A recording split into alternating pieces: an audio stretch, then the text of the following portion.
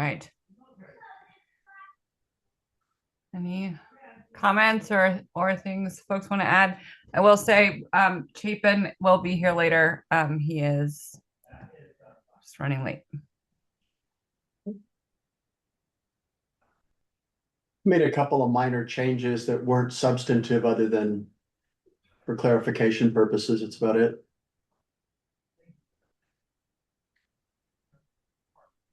Right. Do we have a motion? I'll move to accept the minutes. I Second. will second. All right. All those in favor? Aye. Any opposed? Any abstaining? I'll abstain. I wasn't here. All right. Sorry. Took the agenda down. Find it again. Next up is the sewer allocation ordinance. Everybody's favorite. Always fun. I'll do this fairly quickly. The first thing is, as always, the perfect attachment A draft is the unpublished attachment A draft. So there's at least one mention of FY26 in there that's incorrect.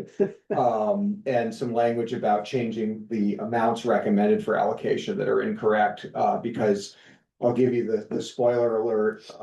I've drafted this proposing that the same amount of wastewater treatment capacity in the various land use categories be made available next fiscal year as was made this fiscal year. Just because it seems like enough. And in part because it adds some flexibility to be able to support new residential projects that we may not be aware of yet. Because of the nature of form-based code approval and inclusionary zoning approval, we don't have as much lead time on residential projects as we did when they all went through growth management. So for that reason, leaving some headroom there, and also starting to think about a little bit of a shifting philosophy around sewer allocation. So I was reviewing this with the town manager, and he kind of said, do we really have to do this every year? I was like, well, the ordinance says you have to, but it's a good question at this point. The sewer allocation ordinance was written prior to the purchase of, at this point, about 300,000 gallons per day of sewer capacity. It was written at a time when the town owned very little treatment capacity at the Essex Junction plant and had more demand for that capacity than it had ability to dole it out. Thus, the development of growth management, this competitive system by which the capacity was handed out, and dealing with this extreme constraint. So that said, it's still in the ordinance. The ordinance needs work. We talked about that a little bit 2 weeks ago, but we need to do an attachment A for FY27 so that it's in place. Maybe while we spend some time in FY27 talking about reworking the ordinance. So with that. Let me see if I can get the right tab. Do you want to share? I'll go ahead and share because then I'll drive through it as rapidly as I can, as much as I know how much you all enjoy talking about wastewater. We are an exciting group. Let's see. This one.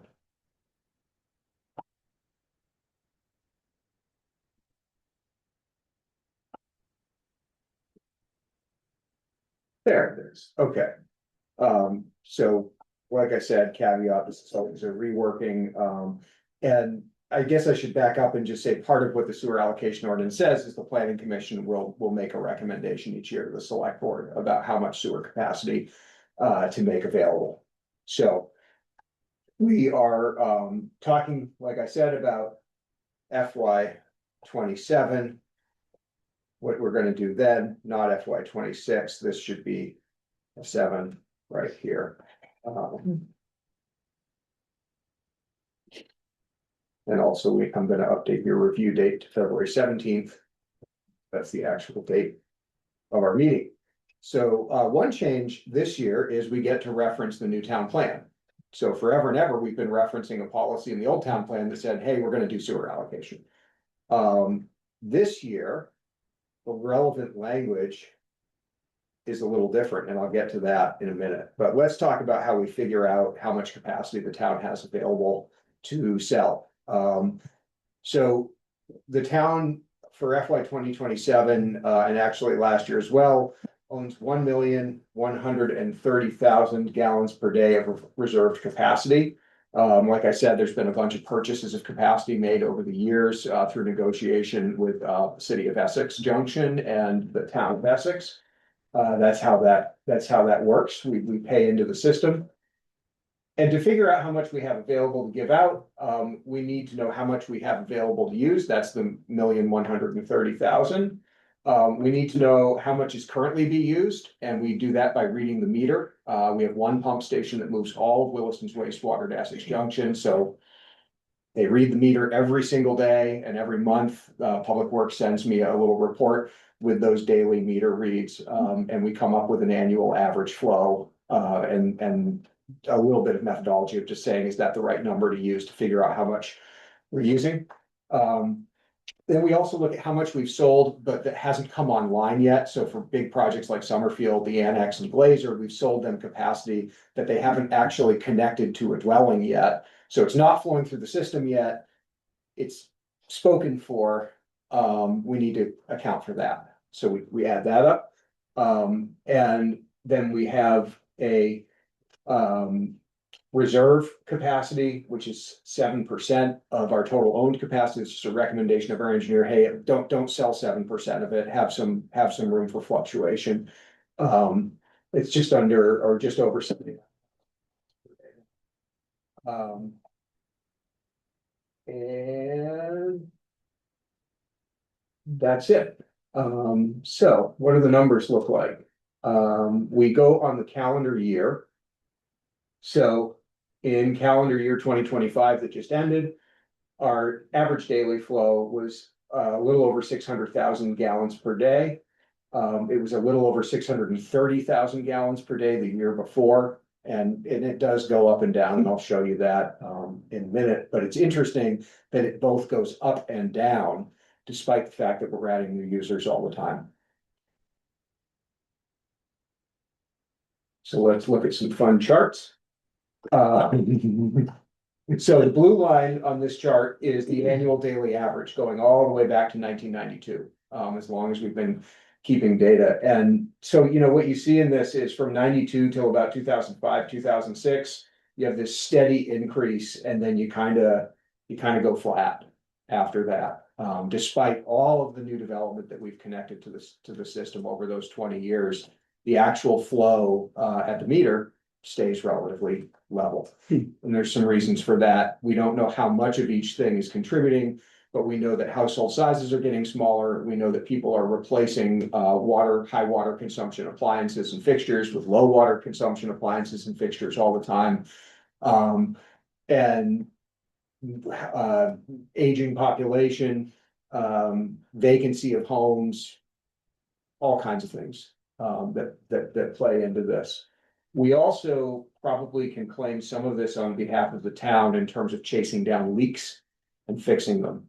Sewer systems pretty much categorically leak in, which is good if you're near one that's leaking, but bad if you have to pay to treat the water that's leaking into it, which would be like a groundwater intrusion or when a pump station floods, or if someone has illegally connected their sump pump in their basement to the sewer system, which many people do, and we try to chase those down and get people to disconnect them. And that can be fairly significant, not the sump pumps necessarily, but the leakage, right? I mean, especially in heavy rain years. Yes, and we'll talk about that because that's really kind of interesting. So this graph shows what I think is at least a rough correlation to rainfall. So this is annual rainfall and flow, and both are graphed in terms of how much they depart from the 5-year average.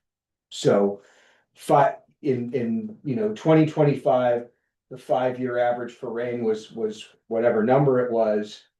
And I'm trying to get my cursor over there, but I've got Zoom in the way. And it was less than the 5-year average. And so was flow. And they actually, it's really interesting, though they've started to track together more over the last few years. So big rainy year, more flow in the system. And you see that literally day to day. If we have a really big rain event, we'll have 1 million-gallon day at the plant. As opposed to these sort of normal 600,000-700,000 gallon days that we normally see. And we've had a couple of years now, 2 years of much lower precipitation levels than the 5-year average. And then also we've had dry years, we've had less flow.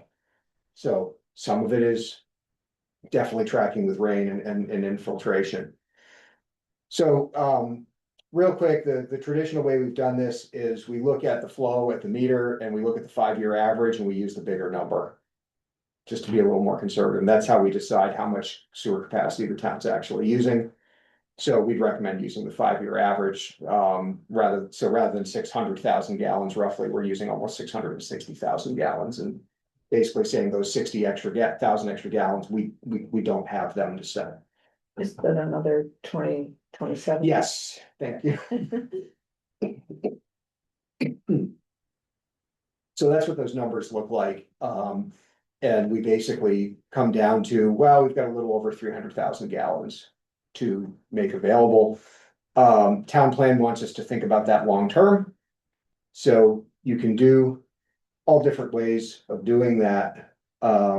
One way is to just divide that number by 20 and say, well, what if we just spent it evenly over 20 years?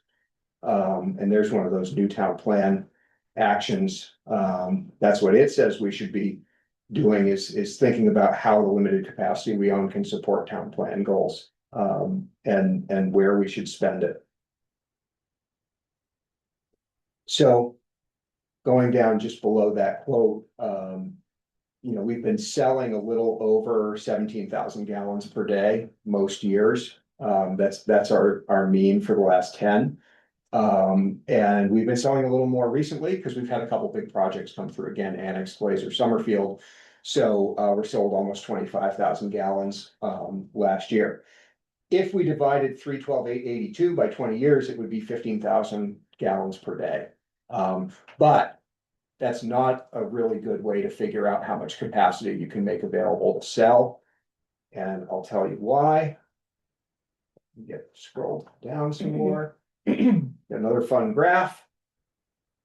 So in this graph, we start with 2003 as our 0 year. And we say, how much capacity have we sold cumulatively since 2003? And that's the blue line. So in the last 23 years, we've sold a little over 300,000 gallons per day in capacity. How much has the flow through the meter at Essex Junction changed coming from Williston over the same time period? That's the red line. And there was less flow in calendar 25 than there was in calendar 2003. So we sold all that capacity that makes the blue line go up. And right now we see none of it as flow through the treatment plant. Why is that? Well, for most categories of land use, we use what are called the EPRs, the Environmental Protection Rules, which is a set of numbers adopted by the state of Vermont that say if you do this much of this land use, you need this much wastewater treatment capacity. Well, much like we've padded out our figures with a 7% reserve, those numbers are also heavily padded to ensure that somebody doesn't build a septic system that's exactly the right size and then overwhelm it because they ran an extra load of laundry or something like that. So those numbers are big. And so what that means is if we sold, we might sell 25,000 gallons per day nominally to a new development, and we might see 5 of it come through the system as new flow. Or on, cumulatively right now, we literally have seen none of it come through as new flow over the last 23, 22 years. So really kind of interesting to think about what's happening there. Like, are we really, through all of those things that reduce flow, actually outpacing how much capacity we're selling? Well, I'll pause here too and just mention there's one other issue with this, which is. Something that the legislature is looking at right now. I don't remember the bill number. If you're really excited about it, I can look it up and tell you. Which would eliminate the duplicative permitting of wastewater discharge in areas that are served by municipal water and sewer. So today, if I'm gonna build something that connects to Williston sewer system, I need permission from Williston to connect to the system. I need to purchase capacity, et cetera, et cetera. And then I gotta go to A&R and get a wastewater permit. Which takes another couple of months and costs another couple $1,000 or more. And a lot of communities that manage their wastewater disposal systems are saying, you know, why? This is a way that housing production is delayed, among other things. It's in the way of economic development. These municipalities should be able, you know, much like our Act 250 exemption process, should be able to be found to be managing this okay on their own. And not have that duplicative process. There is also a fear, and I don't know how real it is, that someday the state of Vermont could come down through their regulatory authority and say, well, hey, Williston, you know, by looks of that blue line, you've actually sold more than you own. You've sold more than the plant can handle. If you know, if everybody just uses their permitted capacity, you're like way over. You're done. And there's a little bit of a fear of that. We don't know how real that fear is. But there's a lot of desire from the municipalities that have these kinds of services to, number one, be the sort of the masters of their own, you know, permitting system. And number two, to sort of allay that fear of, you know, what happens if you say you're out. And I'll just finally say that if a individual user in Williston starts using more wastewater treatment capacity than we have them on the books for, we make them come buy more. It's really simple. You just read their water meter. If there's more water flowing into their use than they own sewer capacity to treat, they get a letter. Hey, looks like you're doing really great there. You're using lots of water. Please come buy more capacity. So we do have a mechanism incrementally to deal with that. All right.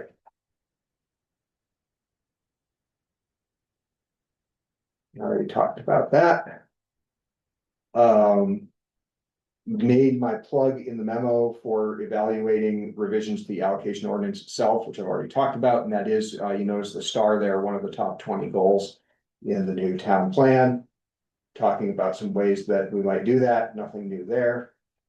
And then just providing the historical record of how much capacity has been made available to sell over the last 10 years.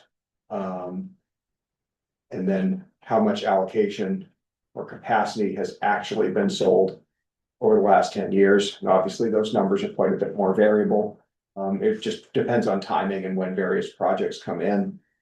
But you can see in that new residential category, we've had a couple big years as a whole bunch of really big projects have come through. I will say those are projects that for the most part, we knew about back in 2020 or 2021 that finally came to fruition. And I can't think of a whole lot of big ones since 2020 or 2021 that are going to show up. So we may have a down year unless we have some really big interest in places like the Form-Based Code District or places where approvals might track a little faster. So then the proposed allocations, like I said, are basically the same. And when I talk about the environmental protection rules, these numbers are kind of like that. These are actually Williston's own numbers, which are lower than the EPRs, which we are allowed to use, and they're still probably a little bit inflated. But it gives you a sense of 30,200 gallons per day could be 240 new dwellings. If it was this mix of 1, 2, and 3 bedroom units. And obviously there's lots of other combinations that could be. We have a separate category for if somebody adds bedroom. So they're not competing with the big fish. We have a separate category for affordable housing. So people who have an affordable component in their project have another pool of allocation they can buy out of. And we have a couple projects recently that have made use of that.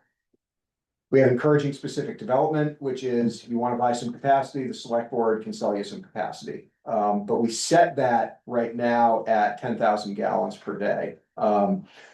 Another version of doing sewer allocation might be to memorialize all of the other numbers in this chart as just every fiscal year, this much is available to sell.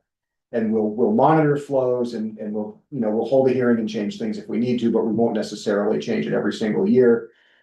And if you've got something that doesn't fit, you need to come to the select board and make your case. And we might decide to do it, and then I wouldn't put a number on that. If somebody came with a really great residential plan for Tap Corners and said, but I need to know I can build this whole project in order to move forward. I'm talking about something that's like the size of a Cambrian Rise or a South End Innovation District. Give the select board the ability to just negotiate that and say, yep, you know what, we will sell you, 75,000 or 100,000 gallons per day because we think this project's really great and we know you need the certainty that you're going to have this infrastructure. So just a little preview of some of where we might go when we try to talk about the allocation of ordinance itself.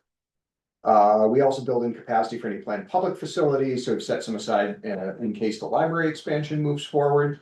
It wouldn't need the whole 1,000. The library uses about 100 gallons a day, less than a 2-bedroom home, at least by permit capacity. But 1,000 is a nice round number.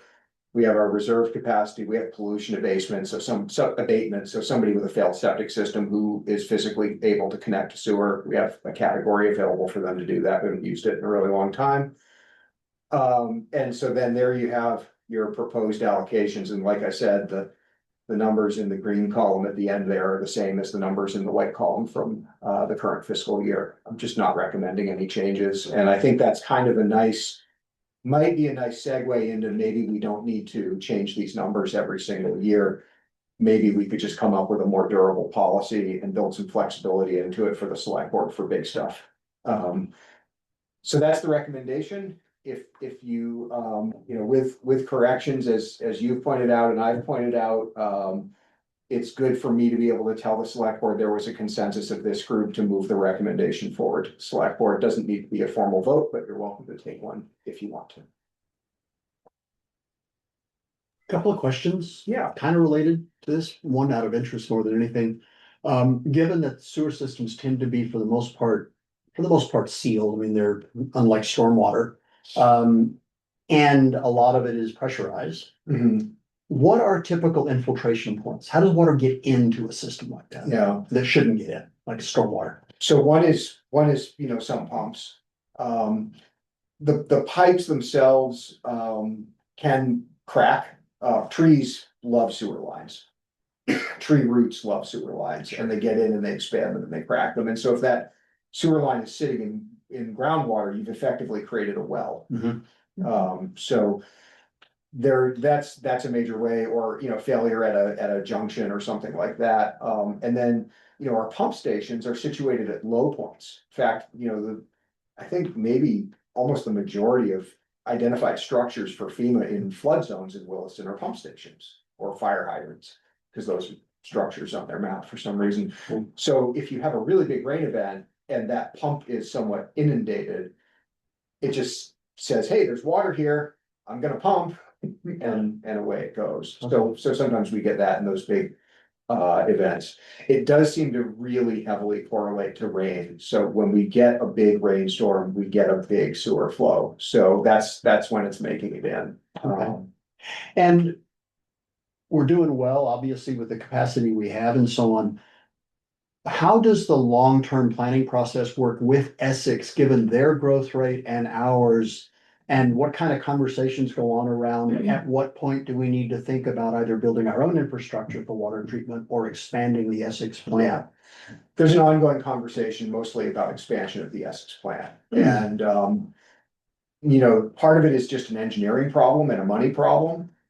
Turns out those are the two easier problems. The bigger one is the permitting problem, which is how much nitrogen and phosphorus is Williston or Essex plant going to be allowed to discharge into the waters of Lake Champlain. So as you try to discharge less of those nutrients, which the treatment doesn't entirely remove, you may need to have more treatment, which is more expensive, or a different kind of treatment. Right. Or you may just need more permit capacity somehow. So there was a maintenance activity at the plant over 10 years ago that nominally or functionally probably added about 200,000 gallons per day of capacity to the plant, but the permit to actually use that capacity was not pursued because it's a big Clean Water Act permit.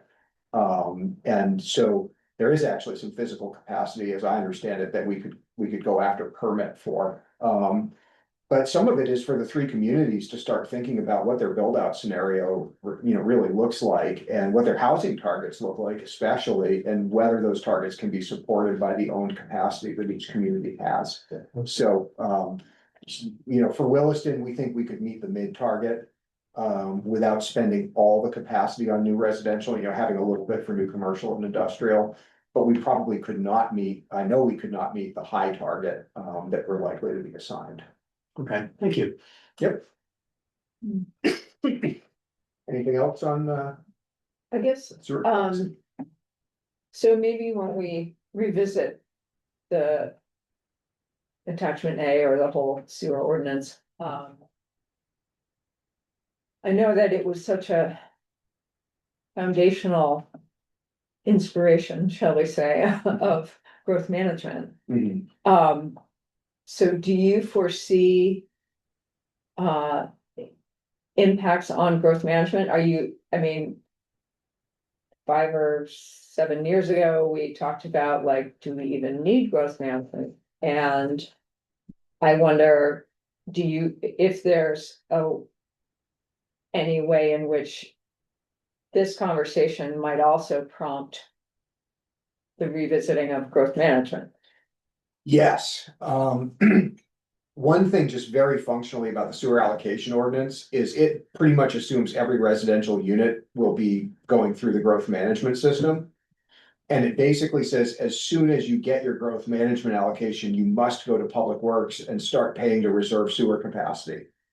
Well, now we have all kinds of projects that don't follow that pathway. And honestly, having a regulatory thing that says you need to do something after something else isn't really much of a deadline, because after just kind of stretches off into infinity. So one thing we'd like to do is acknowledge the reality that not all projects go through growth management. Commercial projects never have gone through growth management, and come up with a more universal mechanism or deadline for when a project must begin to reserve its sewer capacity. So everything needs to get final plans, everything needs to go through the discretionary permit process.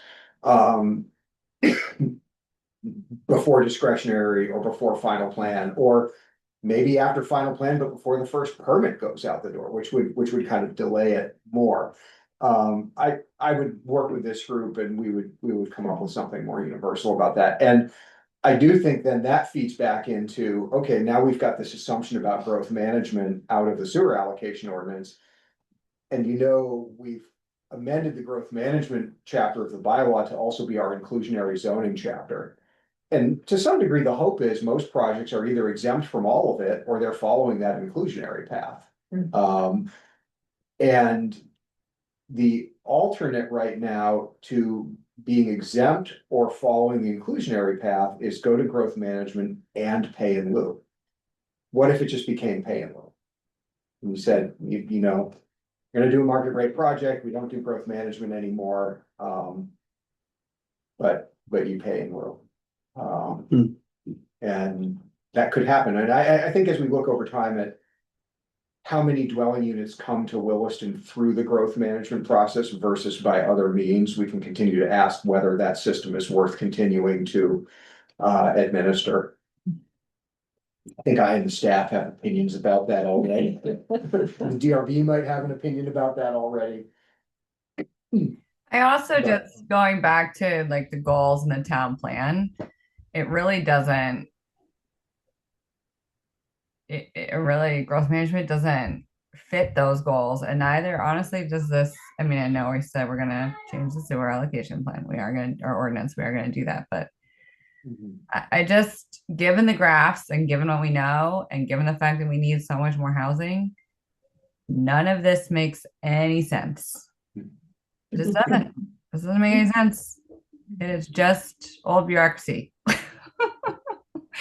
I think we should get rid of it all.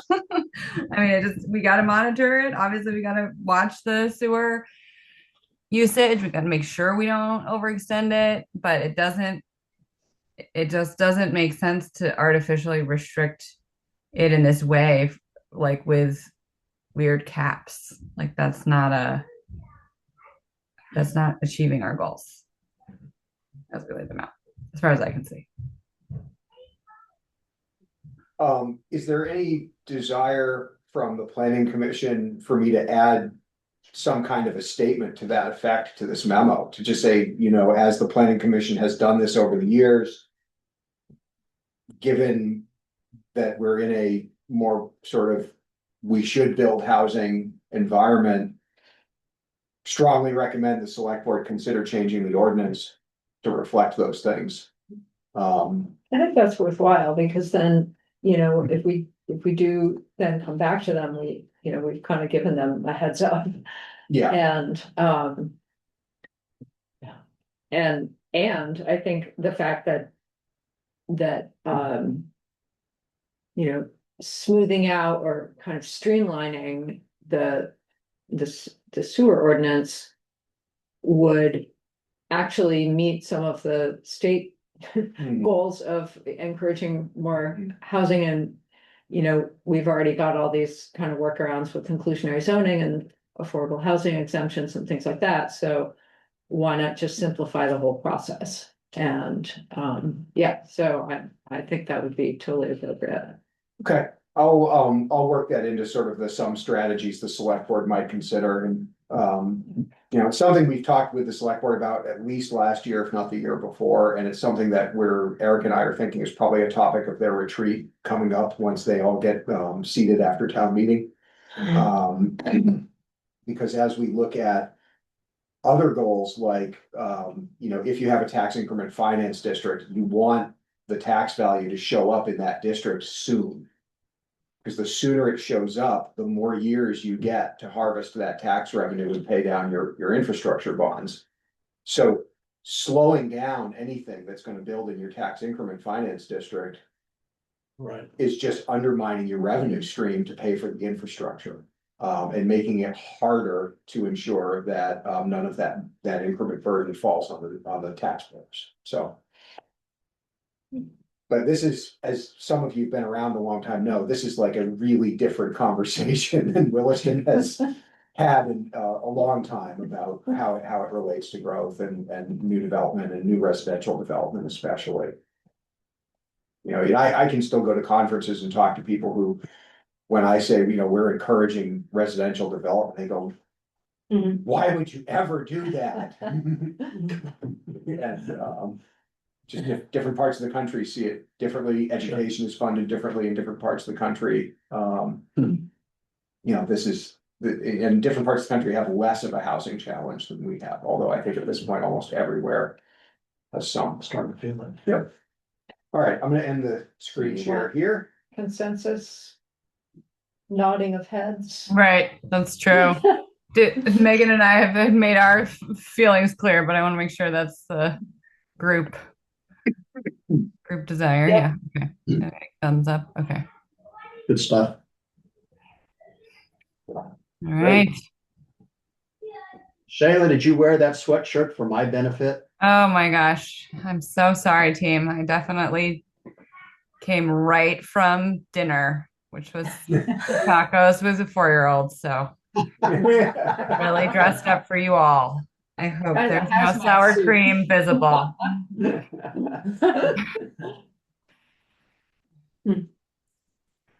All right. Onward and upward. Bylaw revisions. All right, we don't really need to talk about the big list. But I just want to make folks aware I've continued to add to it. Awfully long, Matt. It's getting longer. And I'll just touch on, I think, does it go to a second page, Melinda? Mhm, yes. Oh, it does, okay. Oh, wow. So one thing we just talked about, which is when you have to start reserving your sewer allocation in the permit stack. So that's already on there. Um. Back up on the other page, and you don't have to scroll to it, Melinda. There's a bunch of stuff that's labeled, fire department. And we're having these challenges with the fire department plan review standard being non-regulatory. The fire department saying, well, we're pretty sure people meant for these standards to be followed when they adopted them, and now we find ourselves not able to enforce them. There are things in those standards that could fit in zoning. So all those FDPR are fire department plan review. The new one on the bottom that I added came from a particular conversation, which is, we have this thing in the fire department plan review about if buildings are within a certain proximity to each other, they either need to be sprinkled or use cementitious siding. That's something that's been voluntarily complied with by a number of developers over the years. So we had a conversation with the town attorney and the fire department, and I said, well, a bunch of this stuff I think could be considered in zoning, whether everybody decides to put it in the zoning is not up to me, but it could be considered in zoning. And our attorney said, I don't know that you can actually regulate exterior materials on a building through zoning unless you're in a design review district. And I said, oh, that's interesting. Because if you go into the statutory purposes of zoning are limited. Vermont's a Dillon's rule state, meaning we only get to do what the state says we can do, no more. And it doesn't really list materials in the top line, reasons you can have zoning. Later on, it says as part of your zoning, you can have design review districts where you can. I'm sure the anticipation of that was more for aesthetics than fire protection. But it led to this interesting conversation about, well, in our residential zoning district, which is the only part of our tier 1B area where we're planning for growth that's not design review. Everything else is in some kind of design review, pretty much. We also have in the town plan a discussion about, actually enforcing some other design elements on new residential projects. This is things like not having the garage forward design, or requiring front porches, or, buildings need to have a primary entrance facing the street, et cetera, et cetera. And so the idea that the whole residential zoning district might become a sort of design review district isn't actually all that crazy.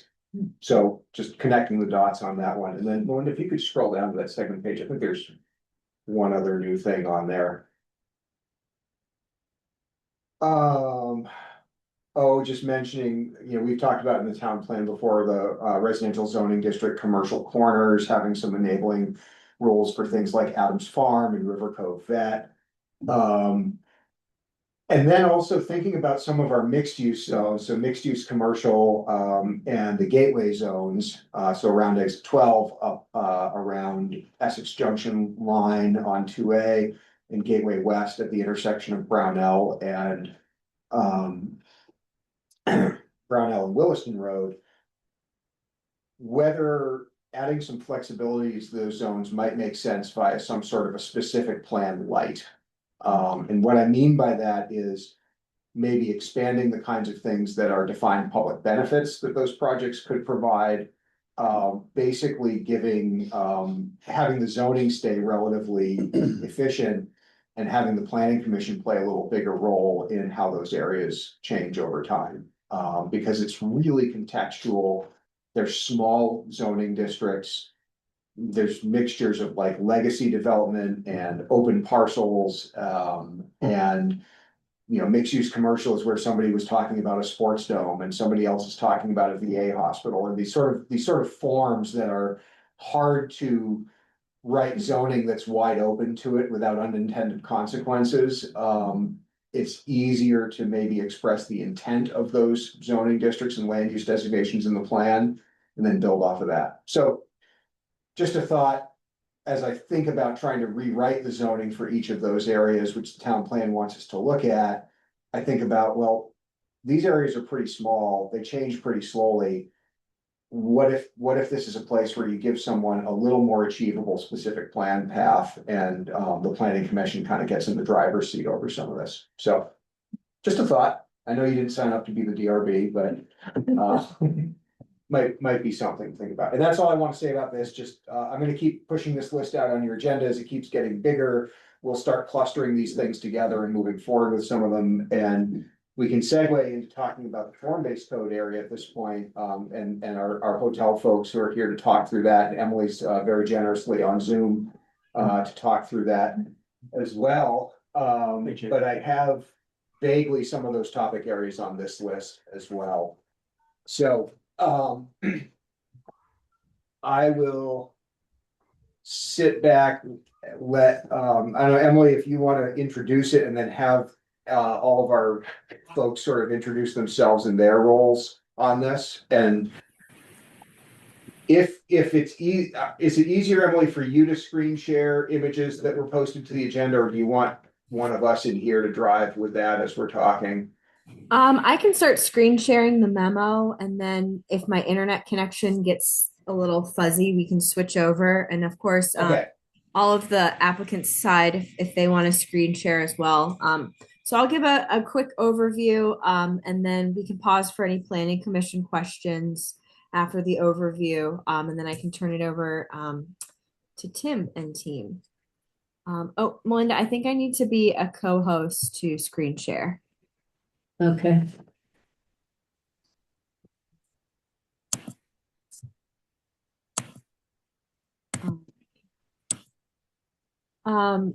So a lot of new members on the planning commission since we adopted form-based code. So I'm going to do a really high level overview.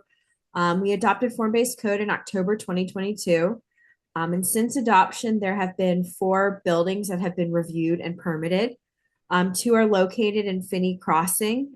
So there's a 115 room hotel at the corner of Holland Lane and Market Street near Healthy Living. That was completed and occupied in May 2025.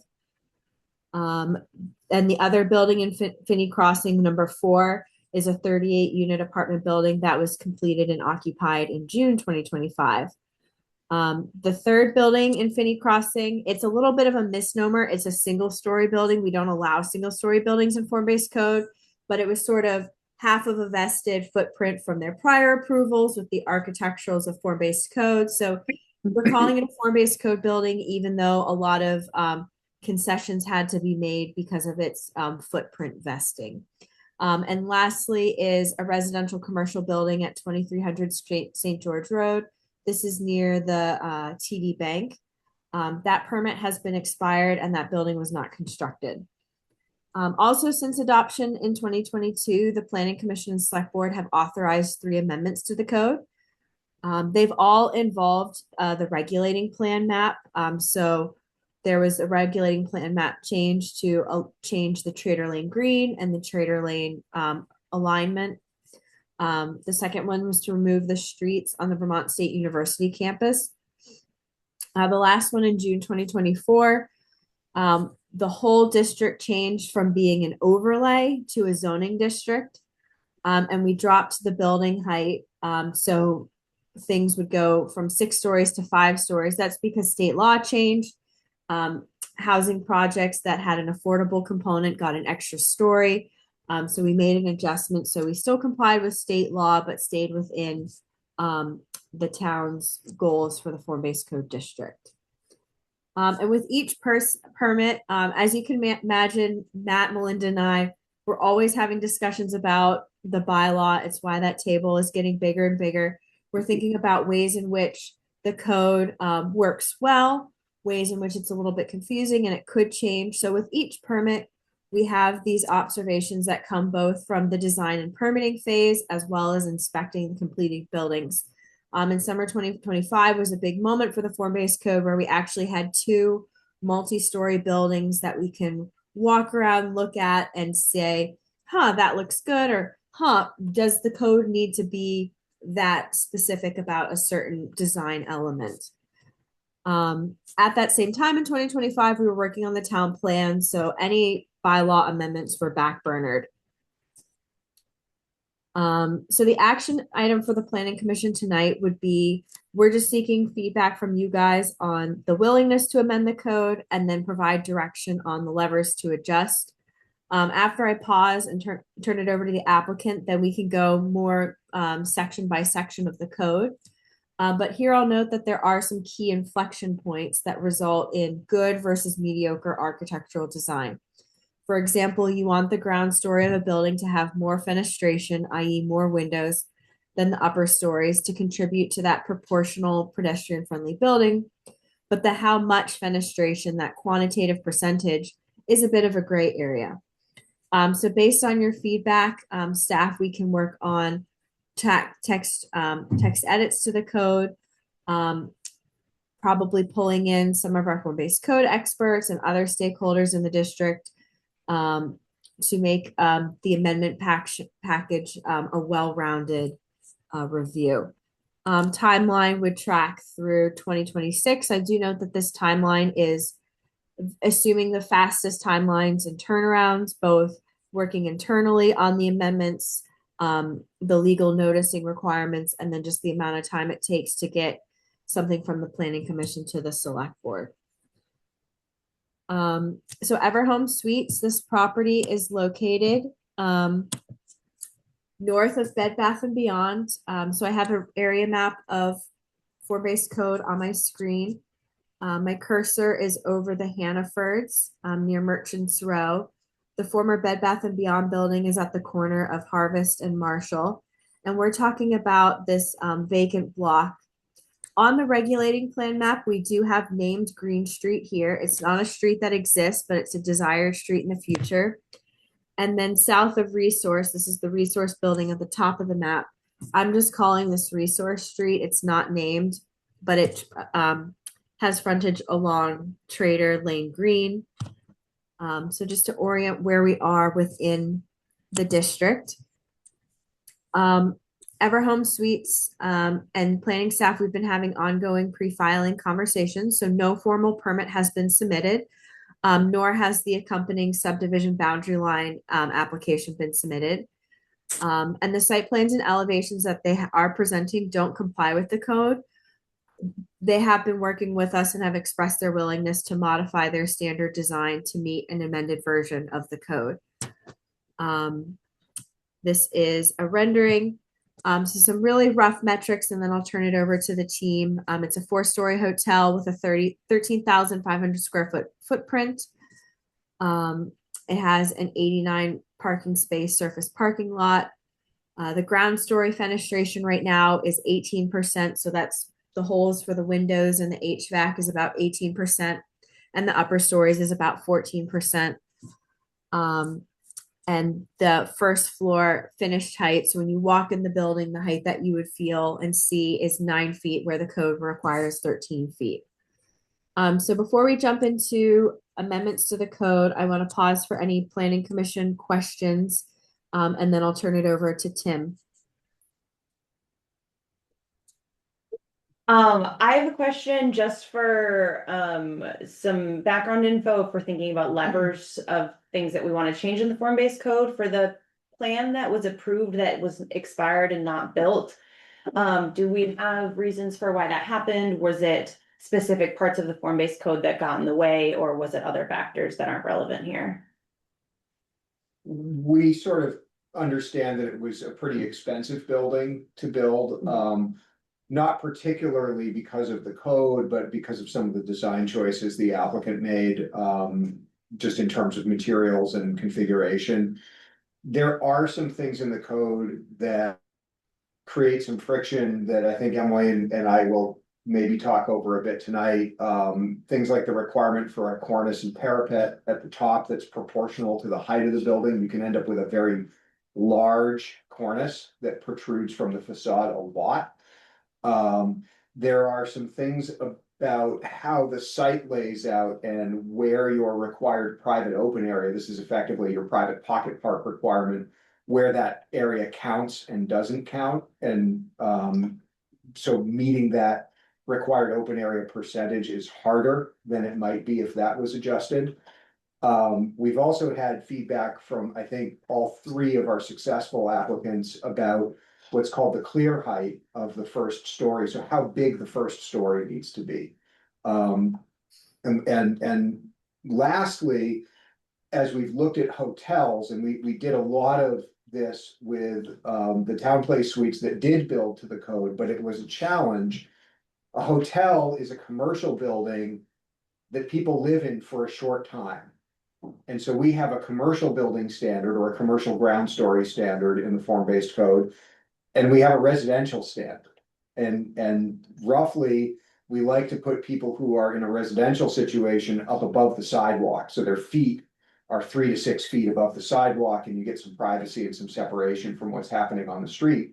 And when we have a commercial ground story, we like customers to be able to walk right in. So we generally want the commercial ground story to be between 6 inches below and 18 inches above the level of the sidewalk so that people can walk right in. And you see that if you go over to Spaghetti. It's relatively close to the street. So a hotel is a commercial building. It gets that big ground story requirement. It gets that you must have lots of glass on the ground story requirement, which if you go to the town place suites, you will see, and you will see acres of curtains and blinds, to make that work for a hotel. And you'll see that relationship to the sidewalk at that -6 to +18 that kind of puts the people in the ground story eyeball to eyeball with whoever's out on the sidewalk. So a hotel is an interesting land use that's certainly allowed in the code area that to my mind is hard to fit in one or the other, the residential or the commercial ground story standard that we have. So you can make it work, but it's more expensive. It's more than many folks, including the folks speaking to us tonight, would want to do. And there also might be some good reasons to think about, well, do you want to actually treat hotels a little bit differently than these other types of land uses because of what they are? So I'll leave it at that, and let Emily proceed through the memo and the plan here. Chip, another question. On the first picture, which I think you've now scrolled past, I just wanted to be clear that the way I read the documents that are given, what we're looking at there is the front of the building, but in the way it would be positioned on the lot, that would be turned away from Trader Lane, it would be the backside, correct? So we're Yes. looking here at the backside of the building, not the front, in terms of Trader Lane being the front.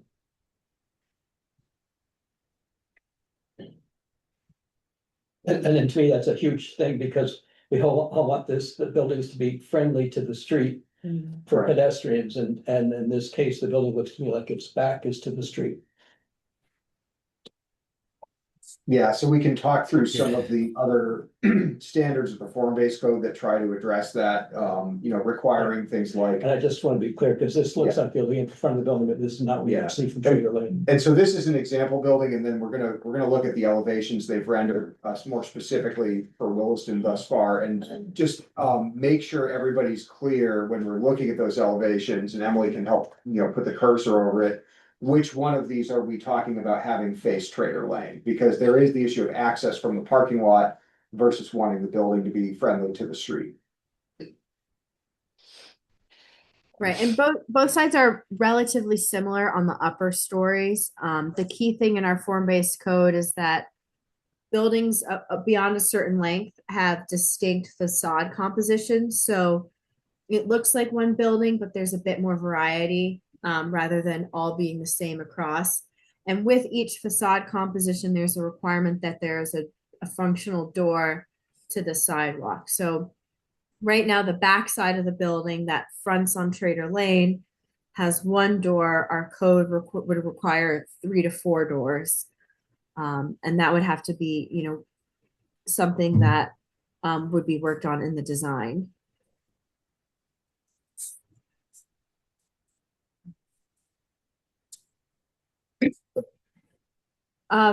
So Shayla, do you want to hear from the team, or do you want me to go a little bit more high level into the sections of the code that we would be talking about changing?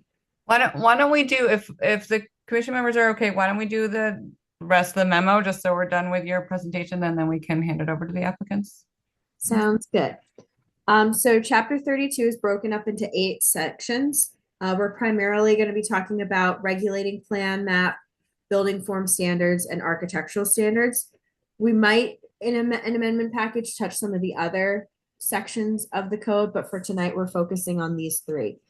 So regulating plan, this is where future streets and blocks are intended to go. Trader Lane was originally mapped in the light yellow, which is the transitional neighborhood standard. Slightly smaller buildings than the dark orange, which is the town center, and the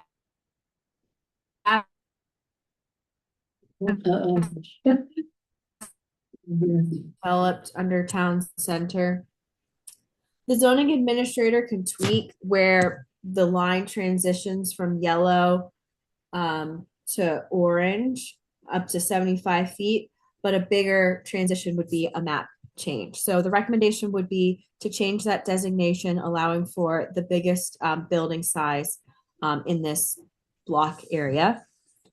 We've also been talking about changing the street and block layout. Form-based code was based on the known constraints. So we took into consideration some topography, wetlands, habitat areas, state right-of-ways, utilities, but it's at a high level. When we zoom in on this area, just north of Bed Bath & Beyond, there's a very steep pitch from the parking lot where the Green Street name is. So building a street where Green Street is shown is probably not possible as long as Bed Bath & Beyond is there, and without a lot of it would be at a great expense. So the recommendation would be to look at Green Street, Resource Street, look at this district. Is this the best block pattern for the whole area? Would it be better for Bishop Street to come through? And that would create a multiple frontage for the hotel to front on. So looking at this street layout, is this the best one? Could there be something that's better that accomplishes the goal of pedestrian-friendly small blocks, but also takes into consideration the slope, the terrain, other features of this part of town in the regulating plan map?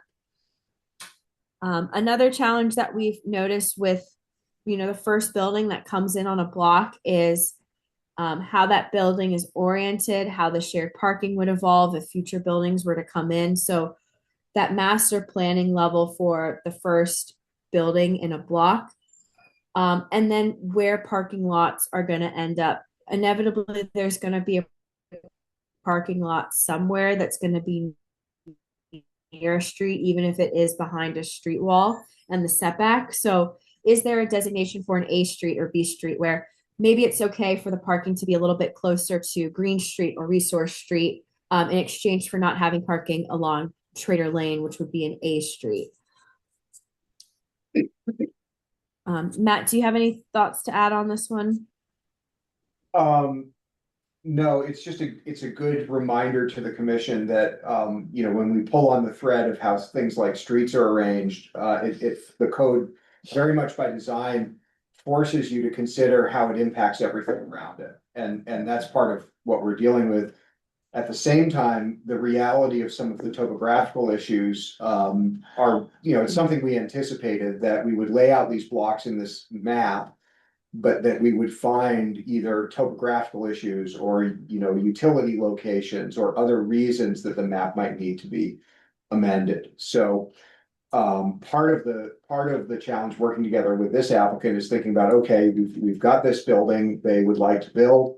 There are some ways that it doesn't work with the code. There's also some ways it doesn't work with the map. And let's put the building where the applicant wants to build it and then see if it's feasible to come up with a map that makes that work. And as Emily said, anticipates future development so it doesn't end up being the only thing on the block. Or you're not getting in the way of the block eventually having buildings fronting on the other streets that make it up. Mm-hmm.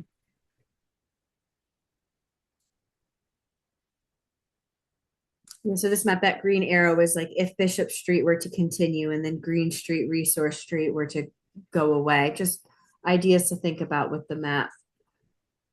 Shifting to section 3, building form standards. So on the regulating plan map, the blue line is the required building line. Buildings are supposed to go roughly on that line. And then the green line is the 30-foot parking lot setback line. So parking is set back 30 feet from the buildings. As Matt mentioned earlier, the private open area is not calculated within that area. And it might make sense to allow private open area within that 30-foot parking setback line, probably with an enhanced street wall. So it probably isn't the lowest 4-foot street wall, but something higher that's still providing the privacy so that the private open area is useful to the occupants. One request of Everhome is allowing parking within that 30-foot setback line when behind a street wall. Initially, Matt and I are hesitant on that, but when we started to pull on the thread of amending the regulating plan map and thinking about the concessions that were made in Finney Crossing because of existing parking lots closer to the street than 30 feet, maybe there's a way for there to be a B street or a side street where parking could be closer than 30 feet if it's screened and if it's done in a way that it's not eroding the block pattern that you're looking for, and having Trader Lane being a primary street with the buildings on it. Building form standards. So the second floor finished elevation must be between 18 and 22 feet. This is the one that we hear a lot and heard a lot about in the Finney Crossing hotels as well. It requires the ground floor to be much higher. And there might be a way in which the first floor can be taller, but not that tall, and still allow for a commercial ready ground floor, allow for some wiggle room to have signage between the first and second floors. One number that Matt and I have thought about is in line with 13 or 14 feet, which is the preferred porte cochere height for the fire department to be able to drive an ambulance under. So can there be some synergy with the fire department standards for porte cocheres and access where that naturally lines up with a first floor finished elevation? Building frontage length. So the minimum is 60 feet. The maximum is 180 feet. The Everhome Suites concept is 240 feet. Is there another number that still works? A lot of the form-based code was in response to really long buildings that were built in Finney Crossing. Those buildings were, Matt, I think well over 300 feet. So is there wiggle room with maximum building length that still works within the principles of the code? Fenestration. So right now the ground story is required to have 50% fenestration, which is a lot of windows in a cold environment where sometimes buildings face north. Sometimes, like Matt talked about with a hotel, it's not quite residential, but it's not quite commercial like a retail setting. Is there a level of fenestration that still has that proportionality and has that visual distinction? So one number I've been tossing around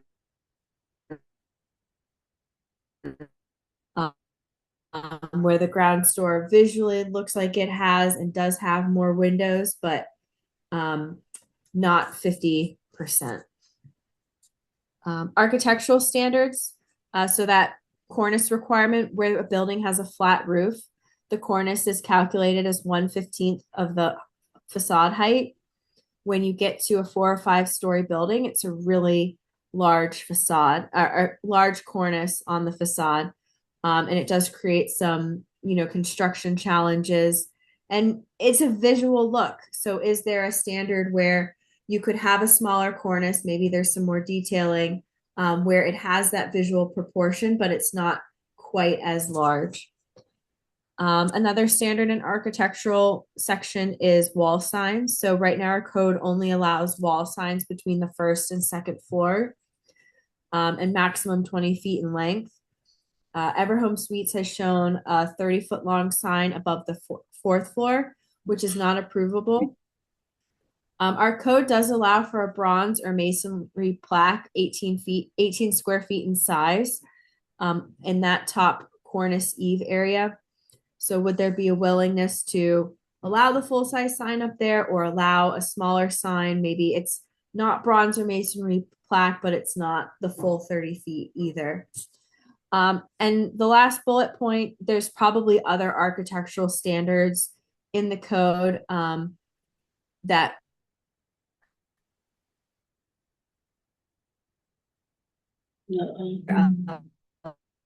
elements that might need to adjust or be thought of in tandem.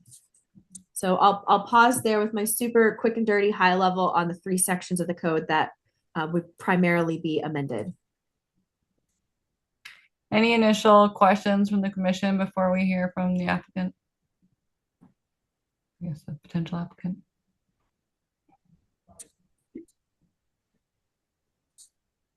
Okay. Thank you, Emily, very much. Why don't we move over to the applicant? And Ryan, you are, or one of the Ryans, was the first to speak before. Is one of you going to present, or you just want to answer questions?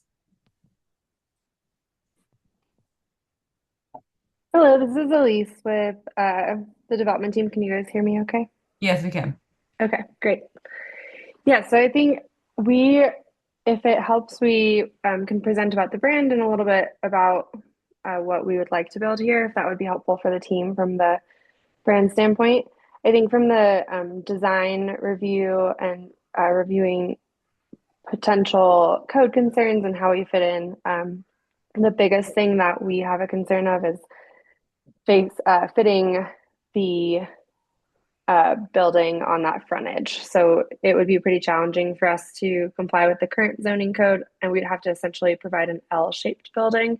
Due to the current grading in that area, the elevation changes, that would be economically challenging for our project to proceed, just based on how much we'd need to dig into the current hillside to be able to take part of our building off of that frontage.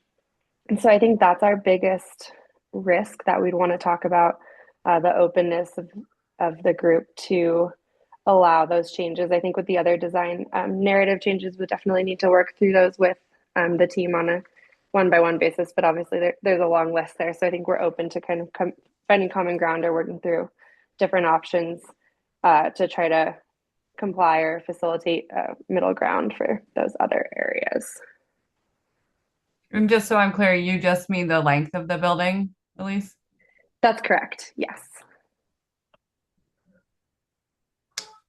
All right, commissioners, what would be, does anybody have I don't actually know that I need to hear much about the brand. I think mainly I'm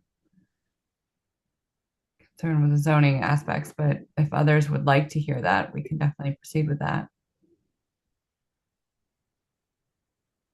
I wonder, could we have the applicants run us through the sketches and plan? Just because, like, just hearing it verbally without a visual is a little tricky, and I think it would be helpful just to hear them to talk us through the idea in more specific level. And I can screen share while somebody goes through it, if that's easier, or if you'd rather screen share, I can make one of you co-host, whatever you Yeah, prefer. if you don't mind screen sharing what we've shared, that'd be great. And then I can walk through. Sure. Okay. Okay, let's see. So what would you like me to screen share the rendering, the architectural elevations? Or what would you like me to screen share? Sorry, just looking at your list right here.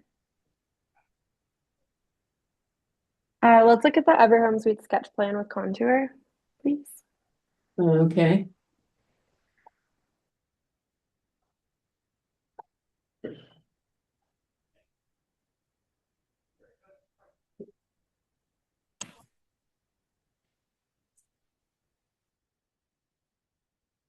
So this is the building footprint of our plan. So on the corner of Grant and Trader Lane, we have the building placed up against the street view. And I know you guys had noted it is the back side of the building, and then the front side faces the parking area. And we had looked at potentially putting the building in an L shape to try to comply with the building length requirements. That would require the L part of the L to go towards Green Street North. And due to the substantial grade in that area, you can see the topography lines shown. We're essentially doing a higher parking lot and a lower parking lot to manage the grade in the areas. It's just not economically, doesn't essentially work for the project financially.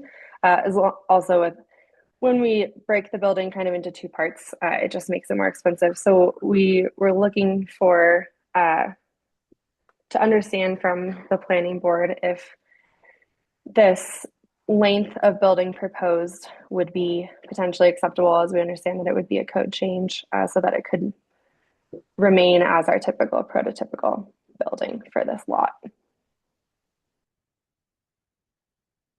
I'll stick my neck out and just say, when we developed form-based code, we were not trying to accommodate pre-designed buildings. We wanted a certain feel, including that's why we had sloped roofs and other things that wouldn't be part of a pre-designed building. And in this case, we would want to see a hotel that was more like when you would see in a city.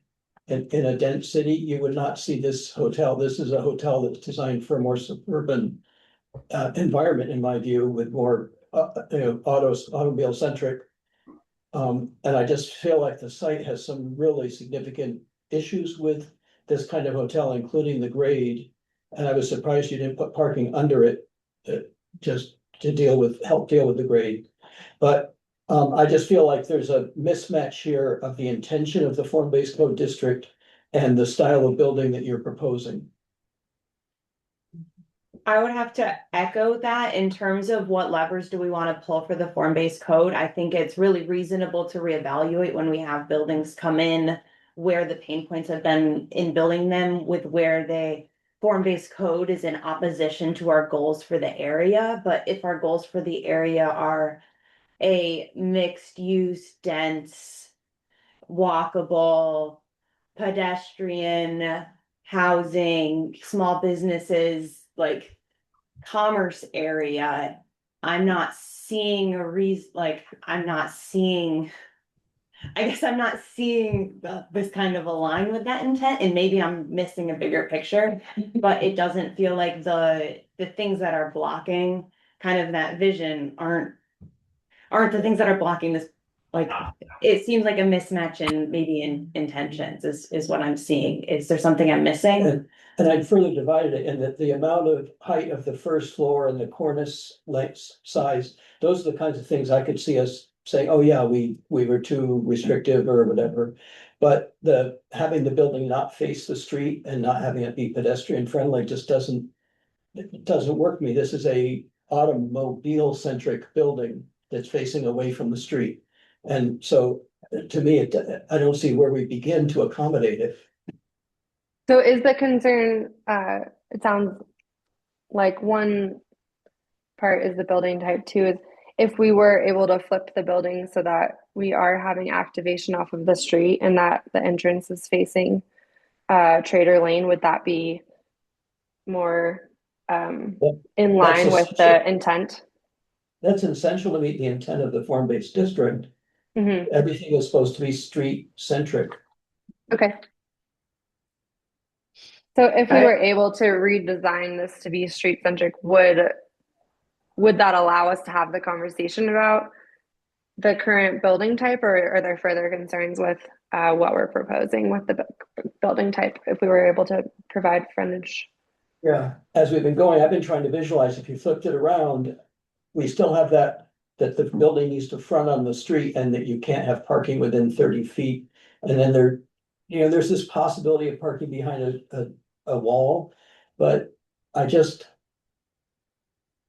I don't see how this design would work, even flipped around. Because it's still automobile centric where you want people to drive up under the canopy to unload.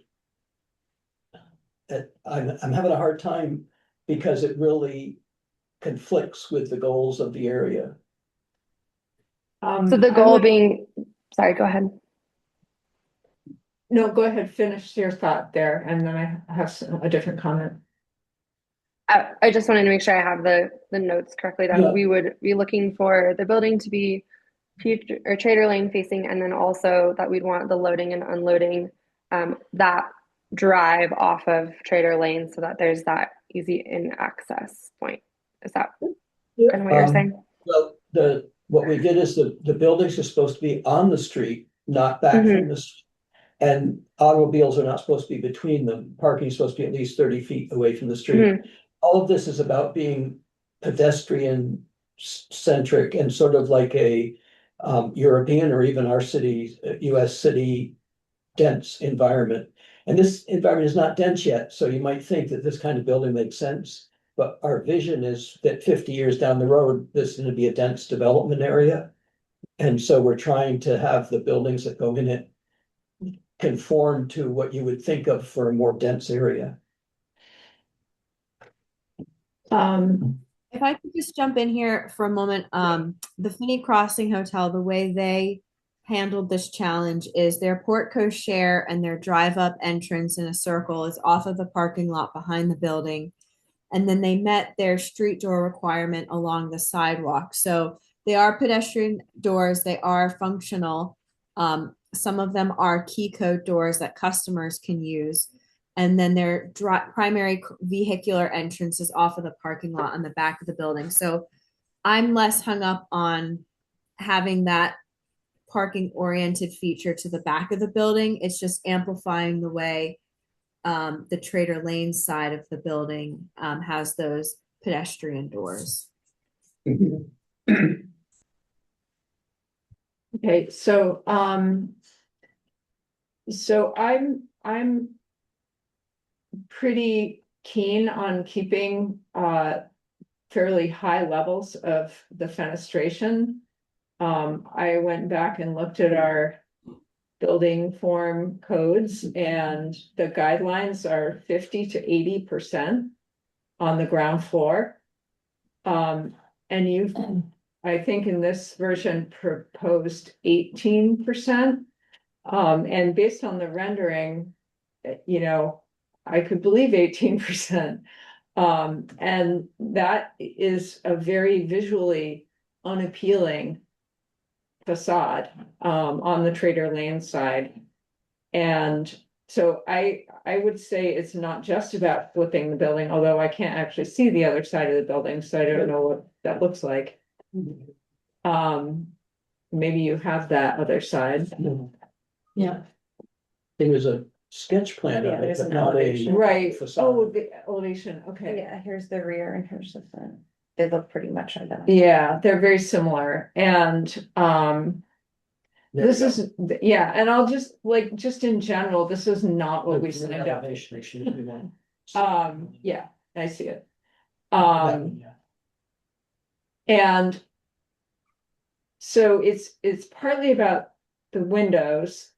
It's also kind of more broadly the, you know, how would this building encourage people to be in those spaces, to interact with the, not just the going inside part, but also, you know, the foreyard and the, you know, stand under the shade for a moment or something like that. And I think that's where I also get hung up on the length of the building, which again exceeds our boundaries. And then just kind of more broadly, I would say, I realize that there may be different expenses involved, but is there a creative way that you could work with the slope so that, maybe there was an L on the corner, but, moving some of that, enormous parking lot into, an underground structure or a covered structure of some sort. So that, again, it's breaking up the space, it's making it more human scale. And, I have far fewer concerns about things like cornices. And I think that may be where some wiggle room lies, but I guess overall, I just feel like this is not in the spirit or the letter of our form-based code desires. And I don't, I'm not saying that we shouldn't consider some wiggling, but I just feel like this is pretty far from anything that we envisioned. And I would just say, I would want to see something a lot closer to what we envisioned before we even really started a genuine conversation. And a hotel is an envisioned use. Yes, in terms of land The idea of use, having a yes. Hotel there, but one that faces the street and has a restaurant that people can go to who aren't staying at the hotel, just sort of that invites pedestrian traffic in. Maybe ground floor shops, maybe restaurant, maybe other kinds of somewhat more publicly accessible spaces as well. To integrate it into the space, rather than, really differentiate so much.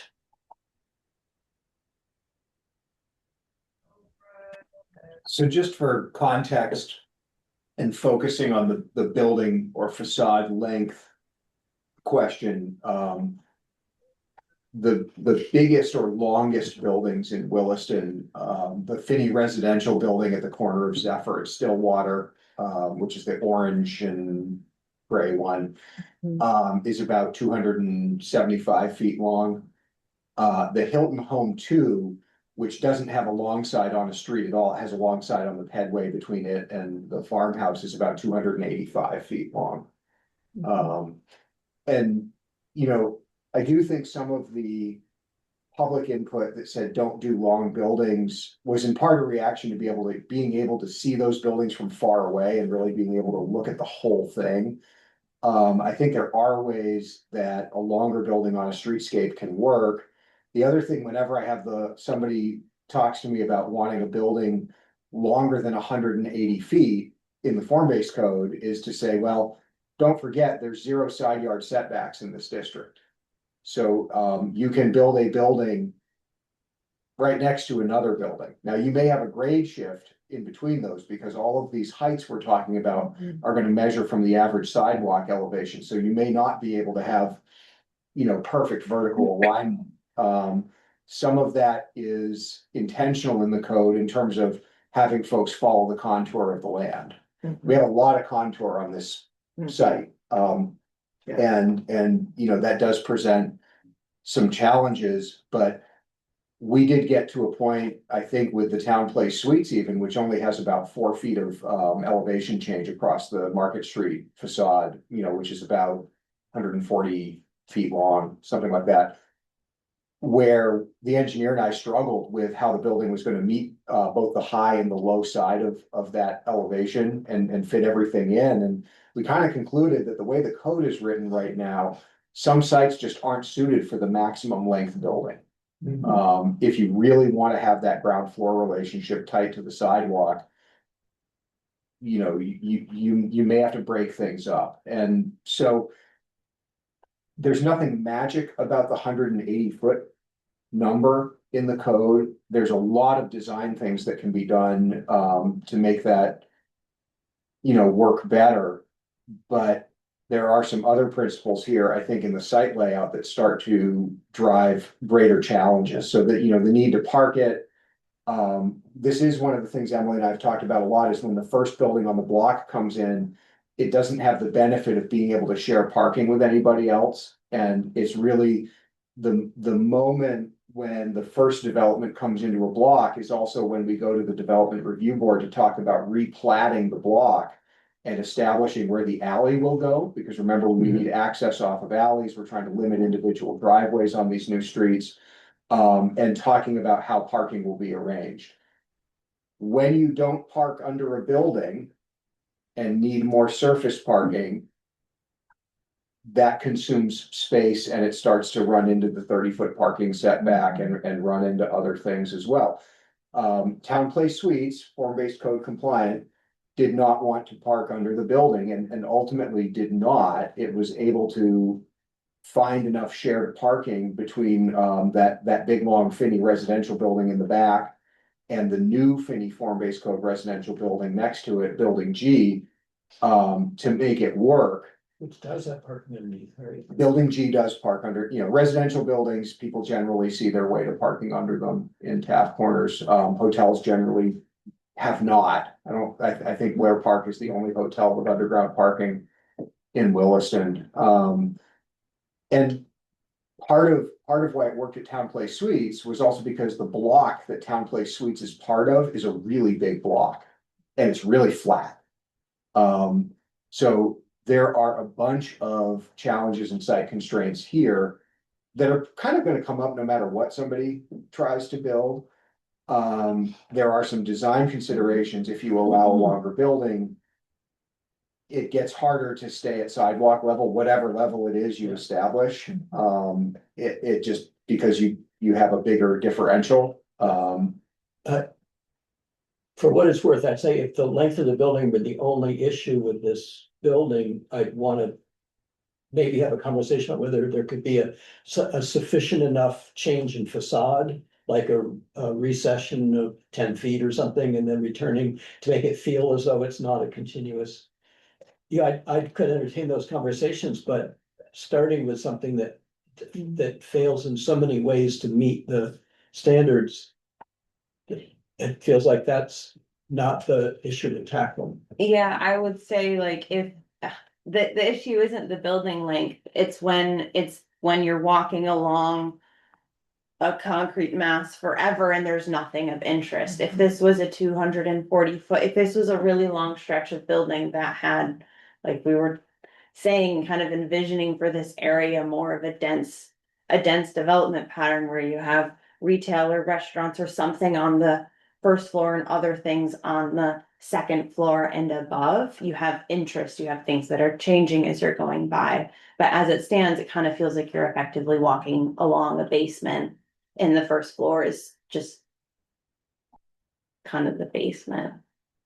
So it feels like a suburban development pattern in an area that we're trying to target for high dense growth. And I'm having a hard time seeing a compatibility there.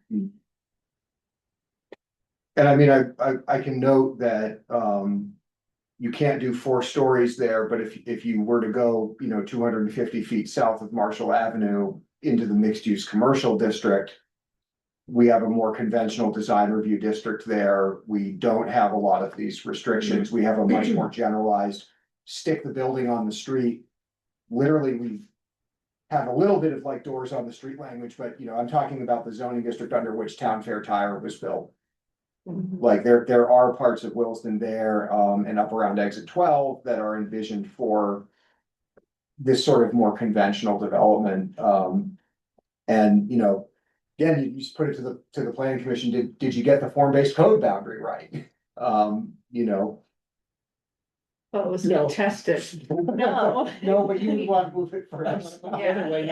We didn't get what we wanted. So, But it means that if we had a vision, if there was a vision for the form-based code and we look at the things that were published in the form-based code and this doesn't align with it, then what happens? so some of what Emily's memo goes into is about more of the sort of, what would the code say about this building? Imagine it,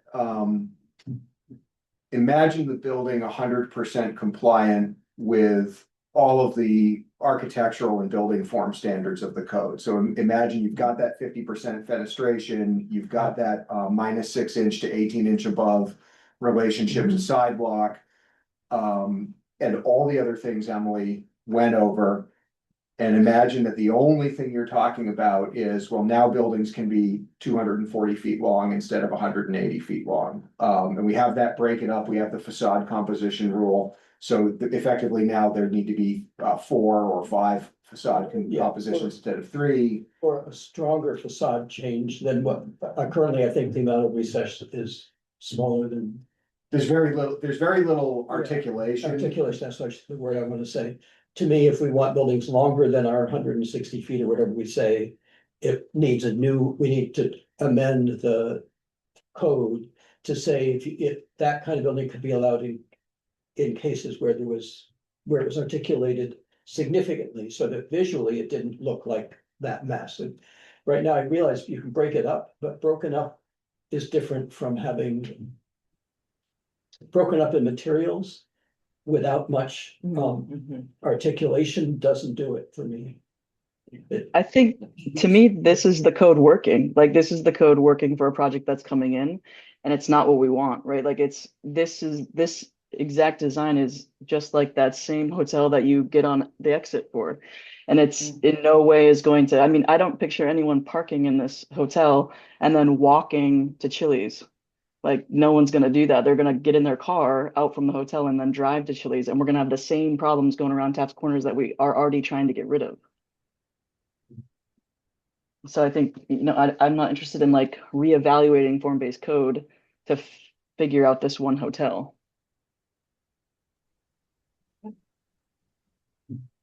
I also want to point out that, for this lot,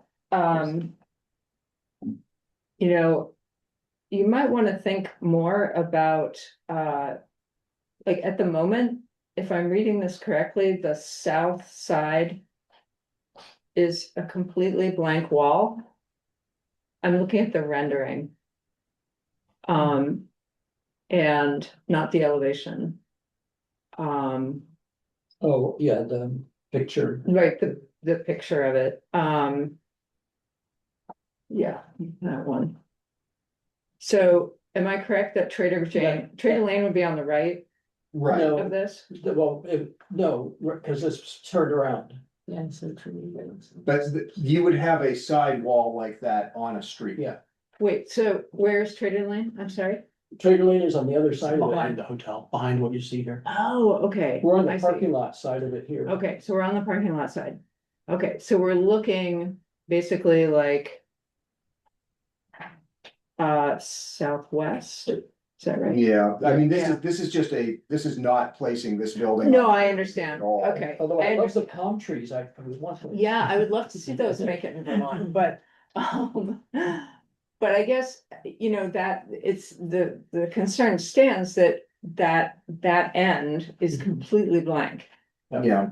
So, And so the code, deals with that 2 ways. yeah, One is if that end faces a street, it has the same fenestration percentage Right. requirements, as any other street. The other is the design standards, including fenestration, go back 30 feet along any facade.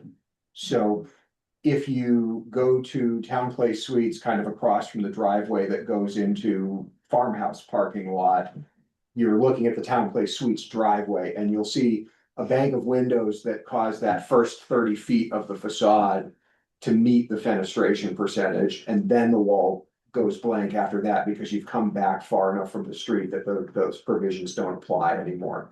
But whether you're fronting an alley or a street, you gotta have windows on the side of the building right now under the Yeah. code.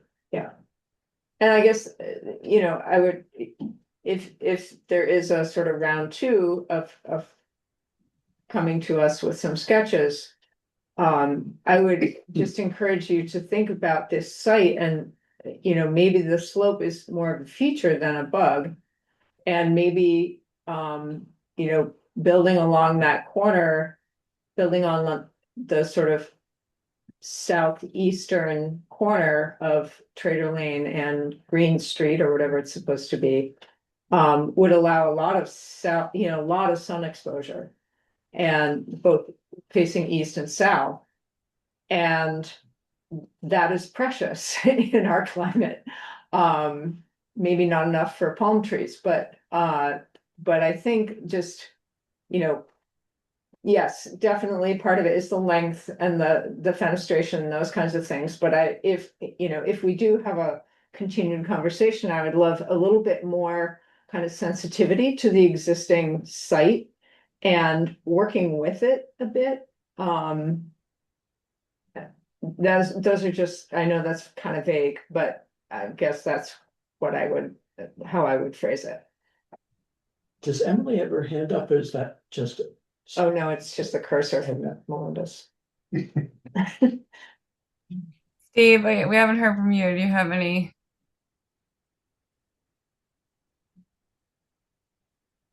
I think I've been sitting here pondering the options, and I think given the spirit of the form-based code, having the essentially featureless back of the building toward the street that's a problem. I mean, to me, that kind of says it all. So I think my comment is what has already been said, I'm pretty much in agreement with.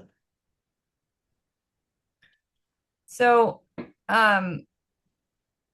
Elise and crew, I think what you're hearing is if we're going to make concessions, this group is not interested in making this many concessions, and would want to see sort of a more concerted effort to meet some of the important pieces of the code, for just sort of human habitation of this area.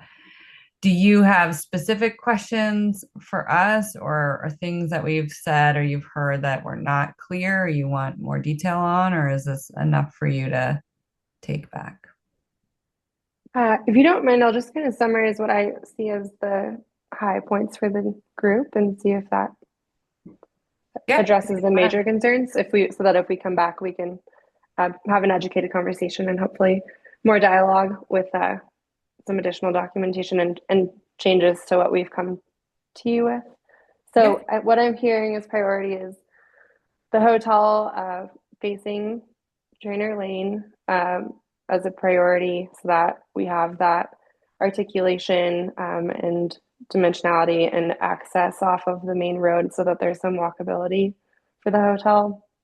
An increase in articulation throughout, it sounds like 5 times was mentioned would be required.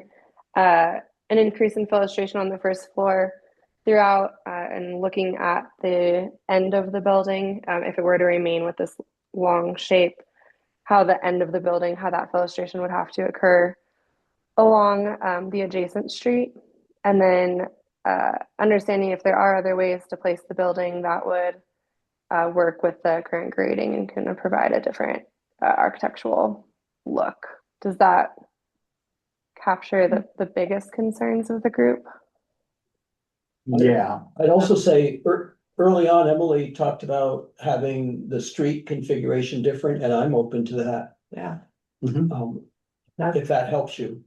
So you're open to Emily's suggestion that we could have an entrance off of the back side essentially and still keep the front with the parking area if we had articulation. I think we were talking about the reconfiguration of the street layout, like literally where the streets go. And okay. Bishop, like extending Bishop. That's what would be, because there's not a lot of constraints at the moment for, if it meant that.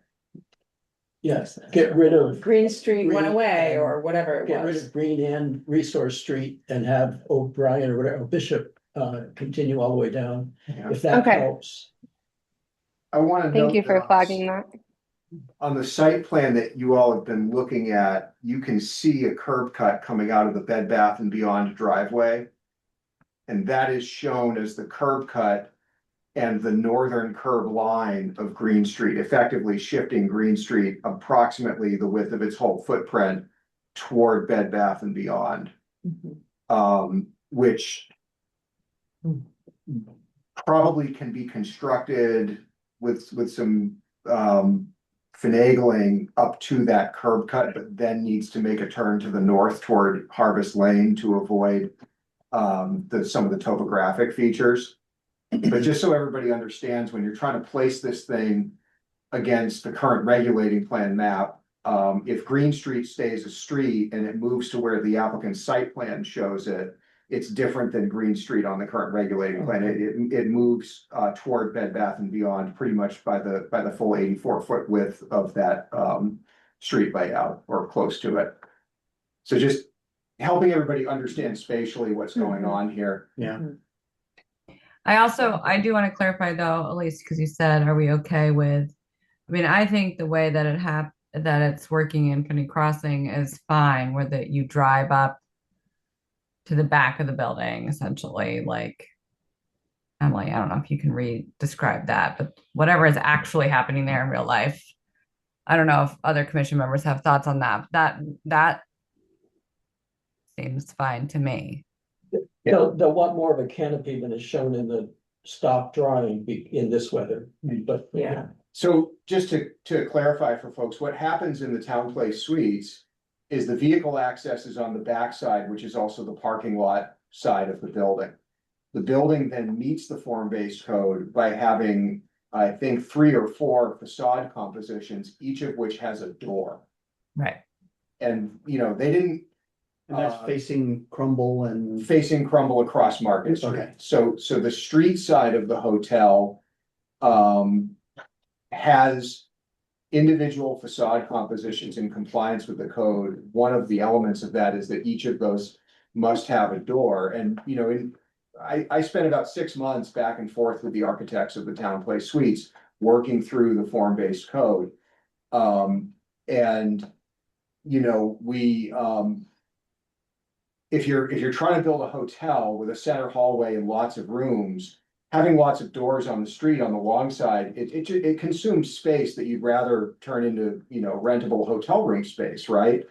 And it's a balancing act between what the town's looking for in the code and what the applicant wants to and is willing to build.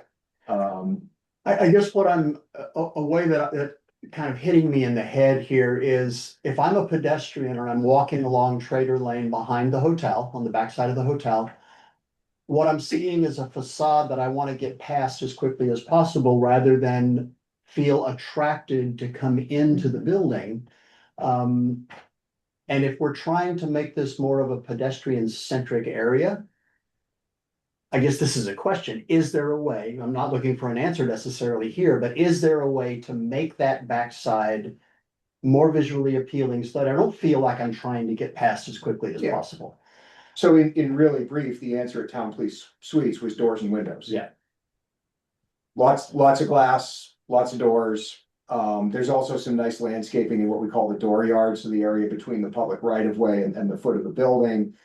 There's also some features like bike racks and benches and some garden plantings, etc. So all of those are things the code requires with that intent of making it pleasant to walk along that sidewalk as a pedestrian. Well, like it simulates that there is commerce there. It simulates that it's a place to visit. It's pretend. And I guess so like when you bring up the issue of like the ground floor height of like for a hotel, you want it to be shorter, but for commerce or for hotel, you want it to be higher. So as a person, you're not looking at someone walking, but for commerce, you want it to be shorter so you can just walk right in. Like, I kind of feel like it's Jill's point. It's the form-based code working. Like we want places to engage with. Yeah. And so that's kind of what the form-based code was for. And so if that's not what the form-based code is for, if that's not what we want out of this area, then we should adjust the code. But if that actually is still the desire, then it is indeed the code working. Jill's got her hand raised. This doesn't go specifically to this proposal, but that list you had, Emily, of where we've been seeing action taken in the form-based code, I just want to note that there's 2 or 3 hotels, and I'm thinking just like with Willistonians, who and what. It's just interesting to me that we're talking about hotels and not seeing some of these other things that we're all really eager to be seeing. And that's something I'd want to tweak in the form-based code. Why aren't we seeing projects and proposals for some of the other things we're really interested in? And is there any knowledge base there about why or why not? Because I know there's probably a need. That people wouldn't build hotels if we didn't need them or if they weren't desirable for someone, but it doesn't really serve the people in Williston that are going to our library and going to our schools and the people we heard from in all of our roundtables. So I'm just flagging that as like, that's curious to me.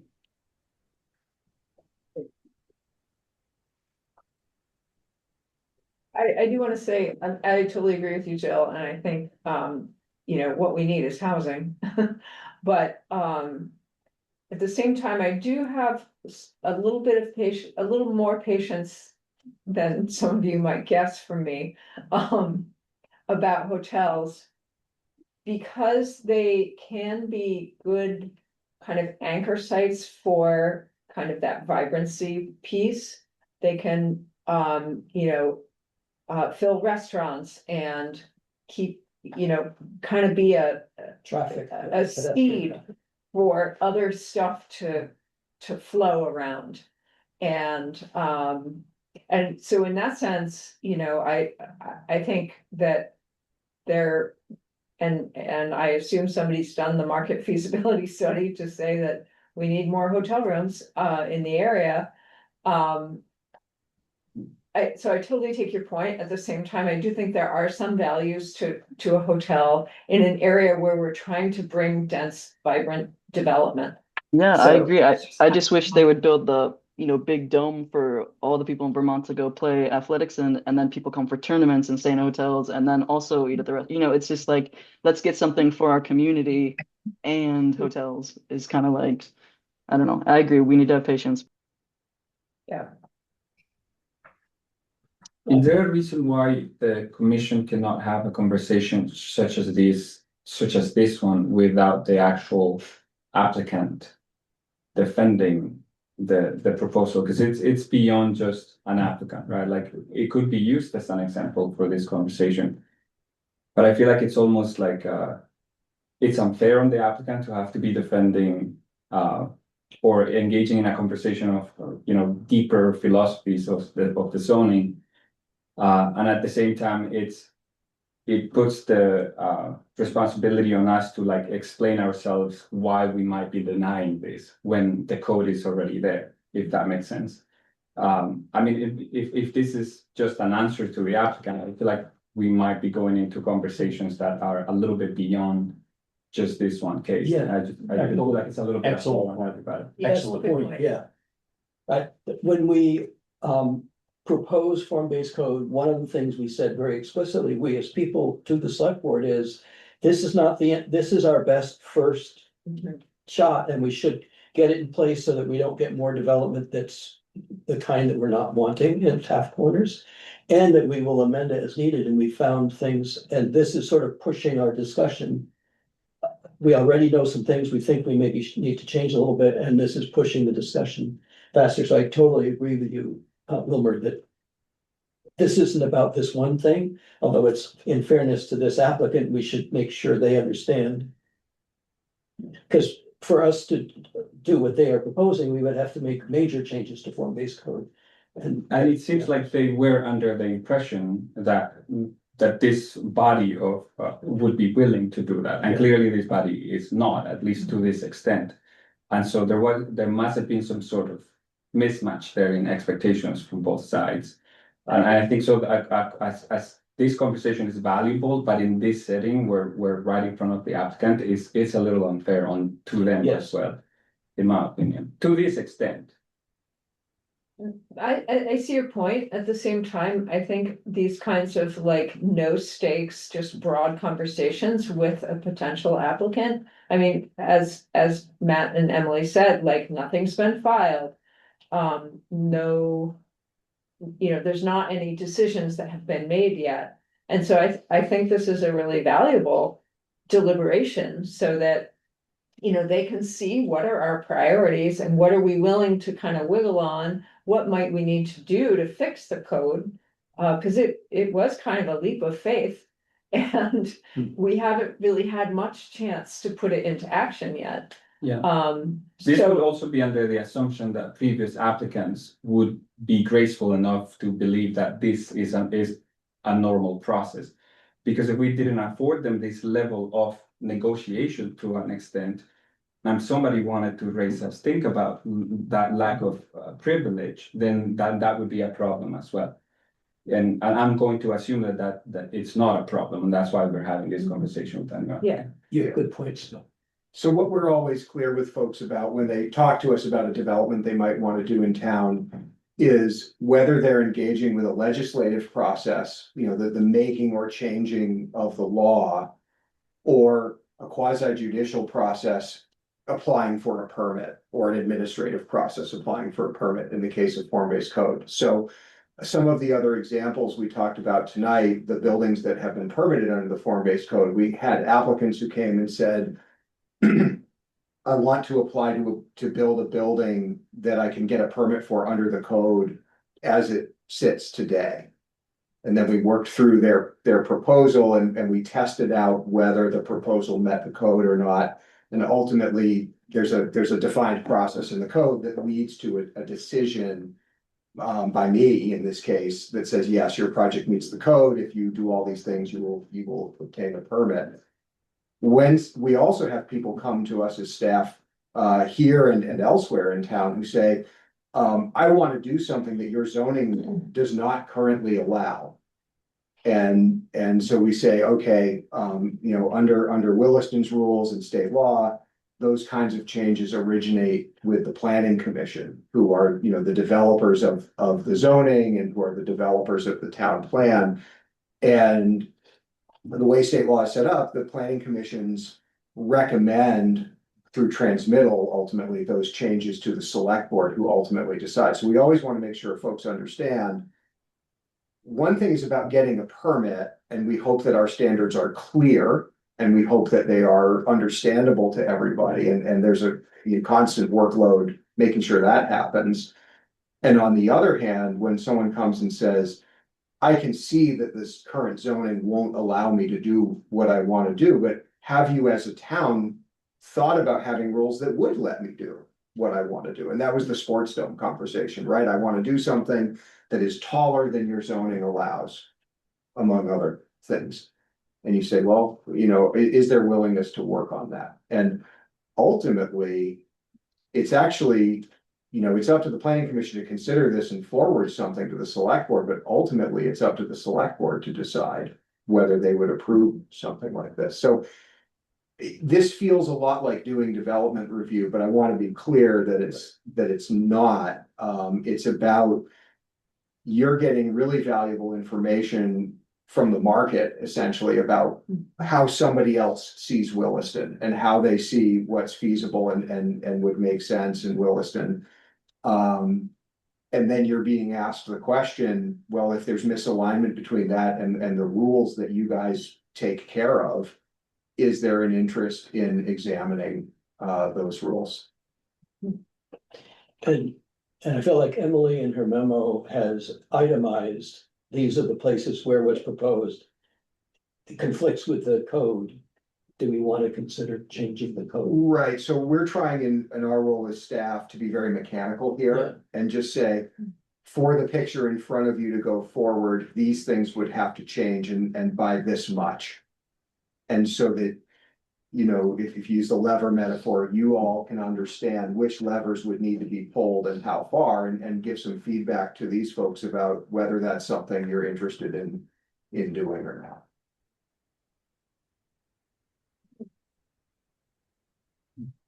And out of this, we got some that we are like alternately regulating plan for the street layout. Has potential. There's multiple streets going up that steep hill. Don't make a lot of sense. Yeah. Can we go back to Elise and the team though? So, given all of those pieces that we have said, are there other questions, or do you want to summarize any more of it? I think on my end, and I'll let the rest of the team answer as well. But I think on my end, I think we have our initial marching orders, and we'll look at it internally, and then also probably meet with Emily and review your guys' feedback to make sure that we're understanding it and understanding the implications and potential solutions. And then figure out what the next steps would be. But Ryan or Alex, any other comments or questions?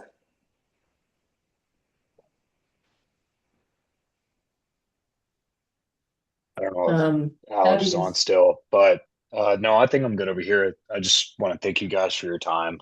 And yeah, Yes, this is incredibly helpful. We yeah, really do incredibly. appreciate understanding the intent of the code from your perspective so that we can try to understand how to comply or how to meet somewhere that may still be with the intent. I just realized there's one more thing that we didn't touch on, which was the signage piece. Mhm. I believe we did not allow the Finney Crossing Hotel to put their signage up high, and I am unconvinced that signage needs to be up high, but I didn't want to know if other commissioners had strong opinions about that piece in Emily's memo. That it has to be first or second floor, is that correct for signage? Correct. Okay. Correct. Shayla, Abby's got her hand up, and you can't see her because she's an attendee, so Abby, if you wanna say anything. Hi, yes, this is Abby Derry. I'm with Bowman. I'm trying to help these guys fit a hotel using the form-based code onto this block. And I just wanted to really quickly get a sense for, let's pretend that the facade meets whatever iteration of form-based code happens to be at the time of the application. Let's pretend that the circulation is what it needs to be. The heights are right, the fenestration is correct. Is there room in this district for a building that is greater than 180 feet long? I didn't quite get a sense from the commission if that's something that would be entertained. I'll speak for myself and say, I think that I would be okay with that. And again, depending on the articulation and the differentiation of the facades. And I think that's what Chapin was alluding to as well. Okay, great. Because I think one of the nodding deciding around. factors for if this project moves forward or not is, it's the length, it's the building length. Can we have a rectangle here, or do we have to do an L shape? If the answer is yes, it's possible to do a 240-foot L shape, I think they would be more willing to put the money into some additional architectural design to make it match the form-based code. And if, it might be a non-starter if the answer is no. So I just want to be respectful with how we spend these folks' design money moving forward. If it's looking like this just isn't going to be able to go here, then it's like pull the plug, we'll look elsewhere. But if it's a possibility, and maybe it is, then there might be some funds assigned to an alternative architectural design. I wouldn't want to lead you on. I could see that with sufficient articulation, we could modify the code to say this long or this long with this deep of an articulation. Mm-hmm. But we'd have to go through a lot of process to come up with what that provision would be. If you want to consider it a possibility, at least consider there would have to be significant articulation.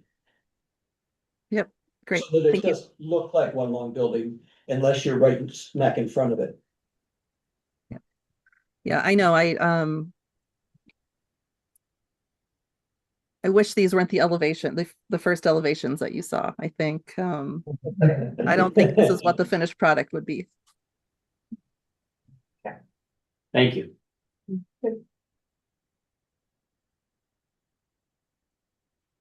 All right. It's 9:03. Thank you all for coming. Thanks for the conversation. I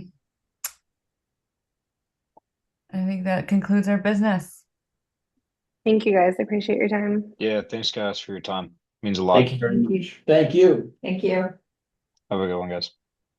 And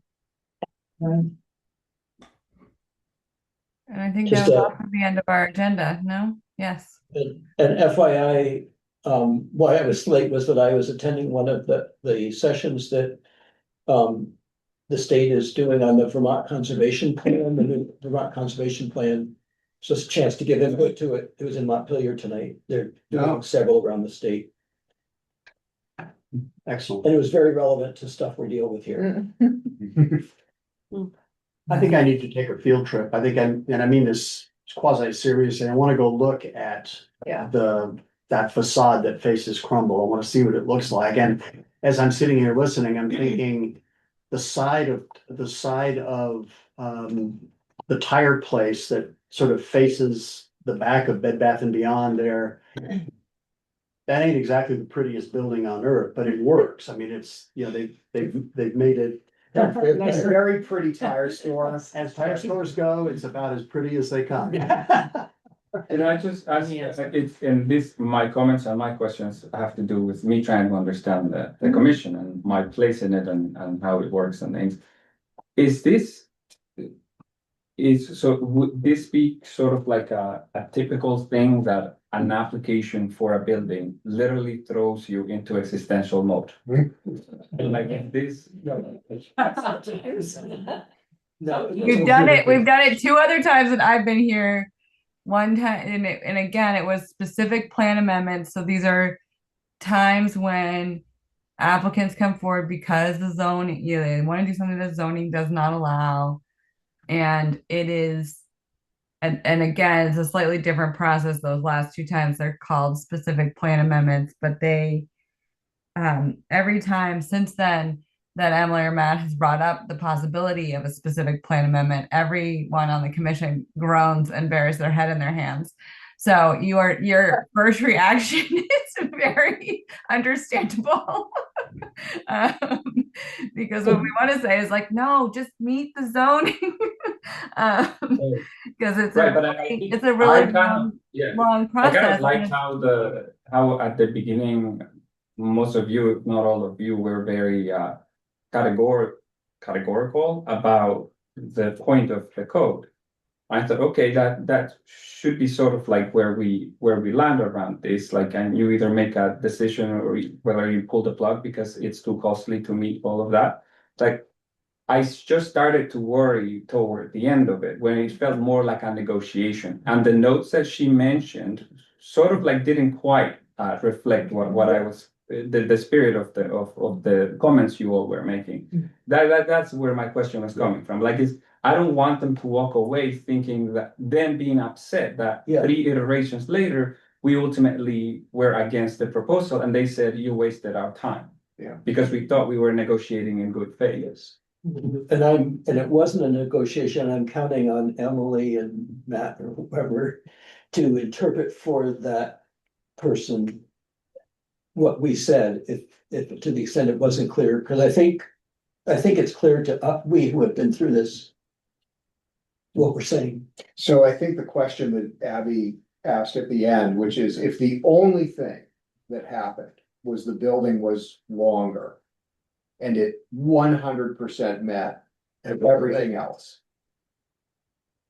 is that something that, you know, if you were just pulling that building length lever, would this work? The form-based code is so specific on what type of building and what shape and what form it takes specifically to encourage that like first floor where you interact with that, and that second floor that's maybe more in a private realm like a hotel, like that. I'm not concerned about it maybe extending a little bit if they're really like, yeah, it meets everything. They're like, sure. Yeah. But like they dropped us pre-made renderings.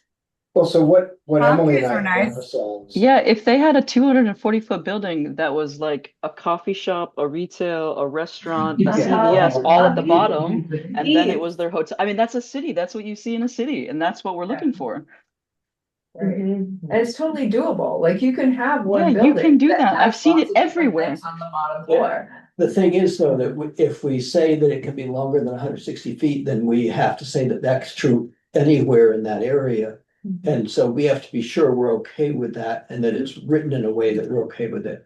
I mean, I do think part of what you're experiencing here and you're going to experience in Williston is, you know, sort of a champagne tastes beer budget kind of scenario where the vision for Williston is that people build these really granular, really high quality, really interesting buildings that are also quite, either more expensive or they're more complex or they're harder to put together a pro forma on because they have multiple uses and tenancies in them. And some folks will see their way to doing that. Even pre-form-based code, Cottonwood Crossing saw its way to building, 2 stories of residential above a floor of retail, and then proceeded to lease up the retail faster than anybody else was leasing retail in mixed-use buildings in the county, which was really kind of stunning to us. But a lot of what approaches Williston is, I'm a hotel developer, I develop hotels. In fact, I developed this hotel. Or I'm a retailer, I develop, it used to be CVS. This is what I will build you. I can make it Cape, Colonial, Southwestern, but the 14,400 square foot box is inviolable. And on the second floor. we went through that with CVS. And so the leap you take in a form-based code district is really saying, if you're the sort of applicant who builds something to a formula, this is going to be a real reach for you.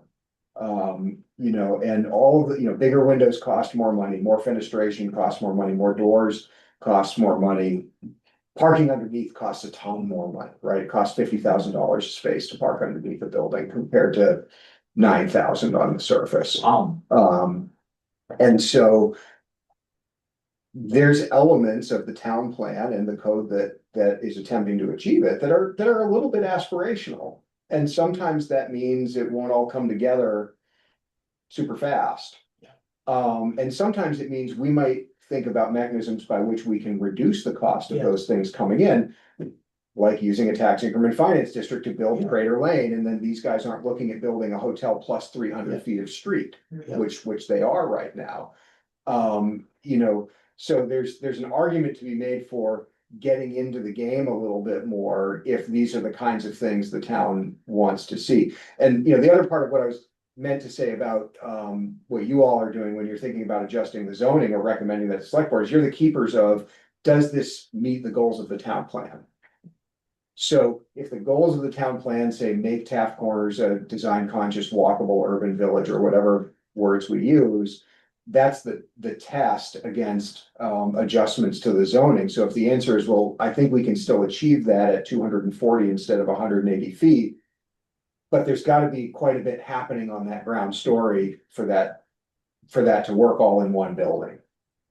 Then, there's kind of your answer. And then Emily and I, as the sort of technicians and the experiencers of the code, can kind of describe, okay, mechanically, here's what it looks like to change that. And the last thing I want to remind folks is at the end of the adoption of the form-based code, we spent an extra many $1,000s having the code turned into an application checklist that goes through each single element and says, did you do this? Did you do this? Did you do this? And tell us what plan sheet to look at to decide whether you did this thing that the code says you need to do or not. And it might be fun for the planning commission. Maybe it's only fun for people like me to look through that for one of these other approved buildings and look at we have the giant plan sets in PDF online, and you can kind of see what it takes to like get through all that. When do applicants get that? Oh, we give it to people the minute we're talking about building something. So these folks have seen that? Oh, yeah. Okay. I mean, I've had conversations with these folks going back 6 or 8 months and saying, so that's in the form-based code district. There's a lot of requirements. Here's the application checklist. Here's a link to Town Place Suites. Here's an example of someone who achieved approval under the code. We've discussed the L-shaped versus long rectangle building. We've discussed the needs for platting, the challenge of surface, but like all of that we've kind of been through. And the follow-up meeting we had that initiated this process was a conversation where we said, hey, we're really having trouble under your code coming up with anything that works for us. Can we talk to the people who are the keepers of that code, essentially? Say, sure, and we as the staff can help make sure that conversation is accurate about what would change in the code to accommodate the kind of project you guys are looking at. So that's what we're trying to do, is bring clarity in this 142 page Sure. zoning chapter. I'd love to see that checklist. Yeah. I second the idea of a field trip too, and I wonder if we could do it, as the days get longer, we have daylight. Maybe at 6:30 in a month or two, when it's light at 6:30, if we could, after daylight savings starts. Early Yeah, March. that's early March, so yeah, we can find time to do that. If we could meet at 6:30 there and do a walk before 7 o'clock. Mhm. Right. Move. That's my best hour. If you look on Google Maps, There's no street view. there's no, it's not just no street view. There's no There's no building. building No there. buildings, yeah. I loaded it for Hannah and I to have a quick look at it, and it's like, Fair time. oh, it's just a pit. Or No, not, it's a all pit, it's thinny. just, yeah, there's blank nothing slate. there. Yeah. Yeah, so tricky to get a sense of town place suites. I think It it's, doesn't exist. yeah, I think it's just important for them to know that our concerns have nothing to do with the nature of their business. It's nothing to do with hotel. Right. That it has to do with, Well, and that's the whole point Compliance with form-based code, is that it's not land use based. Right, It's exactly, based on what exactly. it looks like. Well, I use the example when people ask me, why are there so many banks? Aren't you gonna do something about all the banks being built? And I said, well, the thing about the middle of Taft Corners now is it's not that you can't have a bank. But you can't have a bank with a 5-lane drive-through wrapped around between it and the street, which was the conventional.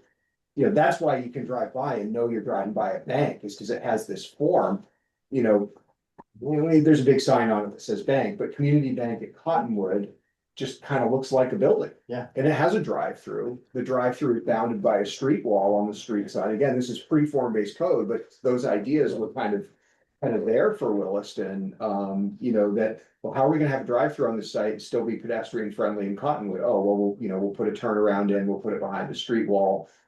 It works. And it can work, so. But yeah, like a lot of communities, a lot of what Williston's pushing back against is, formula retail, formula architecture, trade dress, kind of stuff, and. There's gonna be some tension over it. It's not for everybody, and I really mean it about, like, there are other places you can build pretty much a standard, formula hotel. The height limit's gonna be likely to be more like 3 stories unless you park underneath it, and then it can be 4, which is why Blair Park is 4. But, but there's none of the numbers in the form-based code specifically are magical. But they work together to create something that, people told the planning commission at the time through the visual preference surveys they wanted to see. And so they can be adjusted within some kind of range or in concert with one another and still achieve those goals. But it's like looking at the map, you pull one thread on the sweater and the whole thing kind of starts to shift, and that's why. What was the contractor's name who did it? What was his name? Jeff Farrell. Yeah, remember when Jeff wanted us to have only pitched roofs? Can you imagine these guys? Only required pitched roofs on everything. And that was like such a cool idea, but that was one of those things where This says, just don't let Williston. As long as they're solar ready, they can be flat. Okay. Uh, And I'm for flat roofs. I was the one. Yeah. I didn't agree, I love the look of the pitched roofs, but it takes away, it makes you put more mechanicals around on the ground outside and. Yeah. okay. 9:20, team. Time to adjourn. We were done 20 minutes ago. Good night. Good night.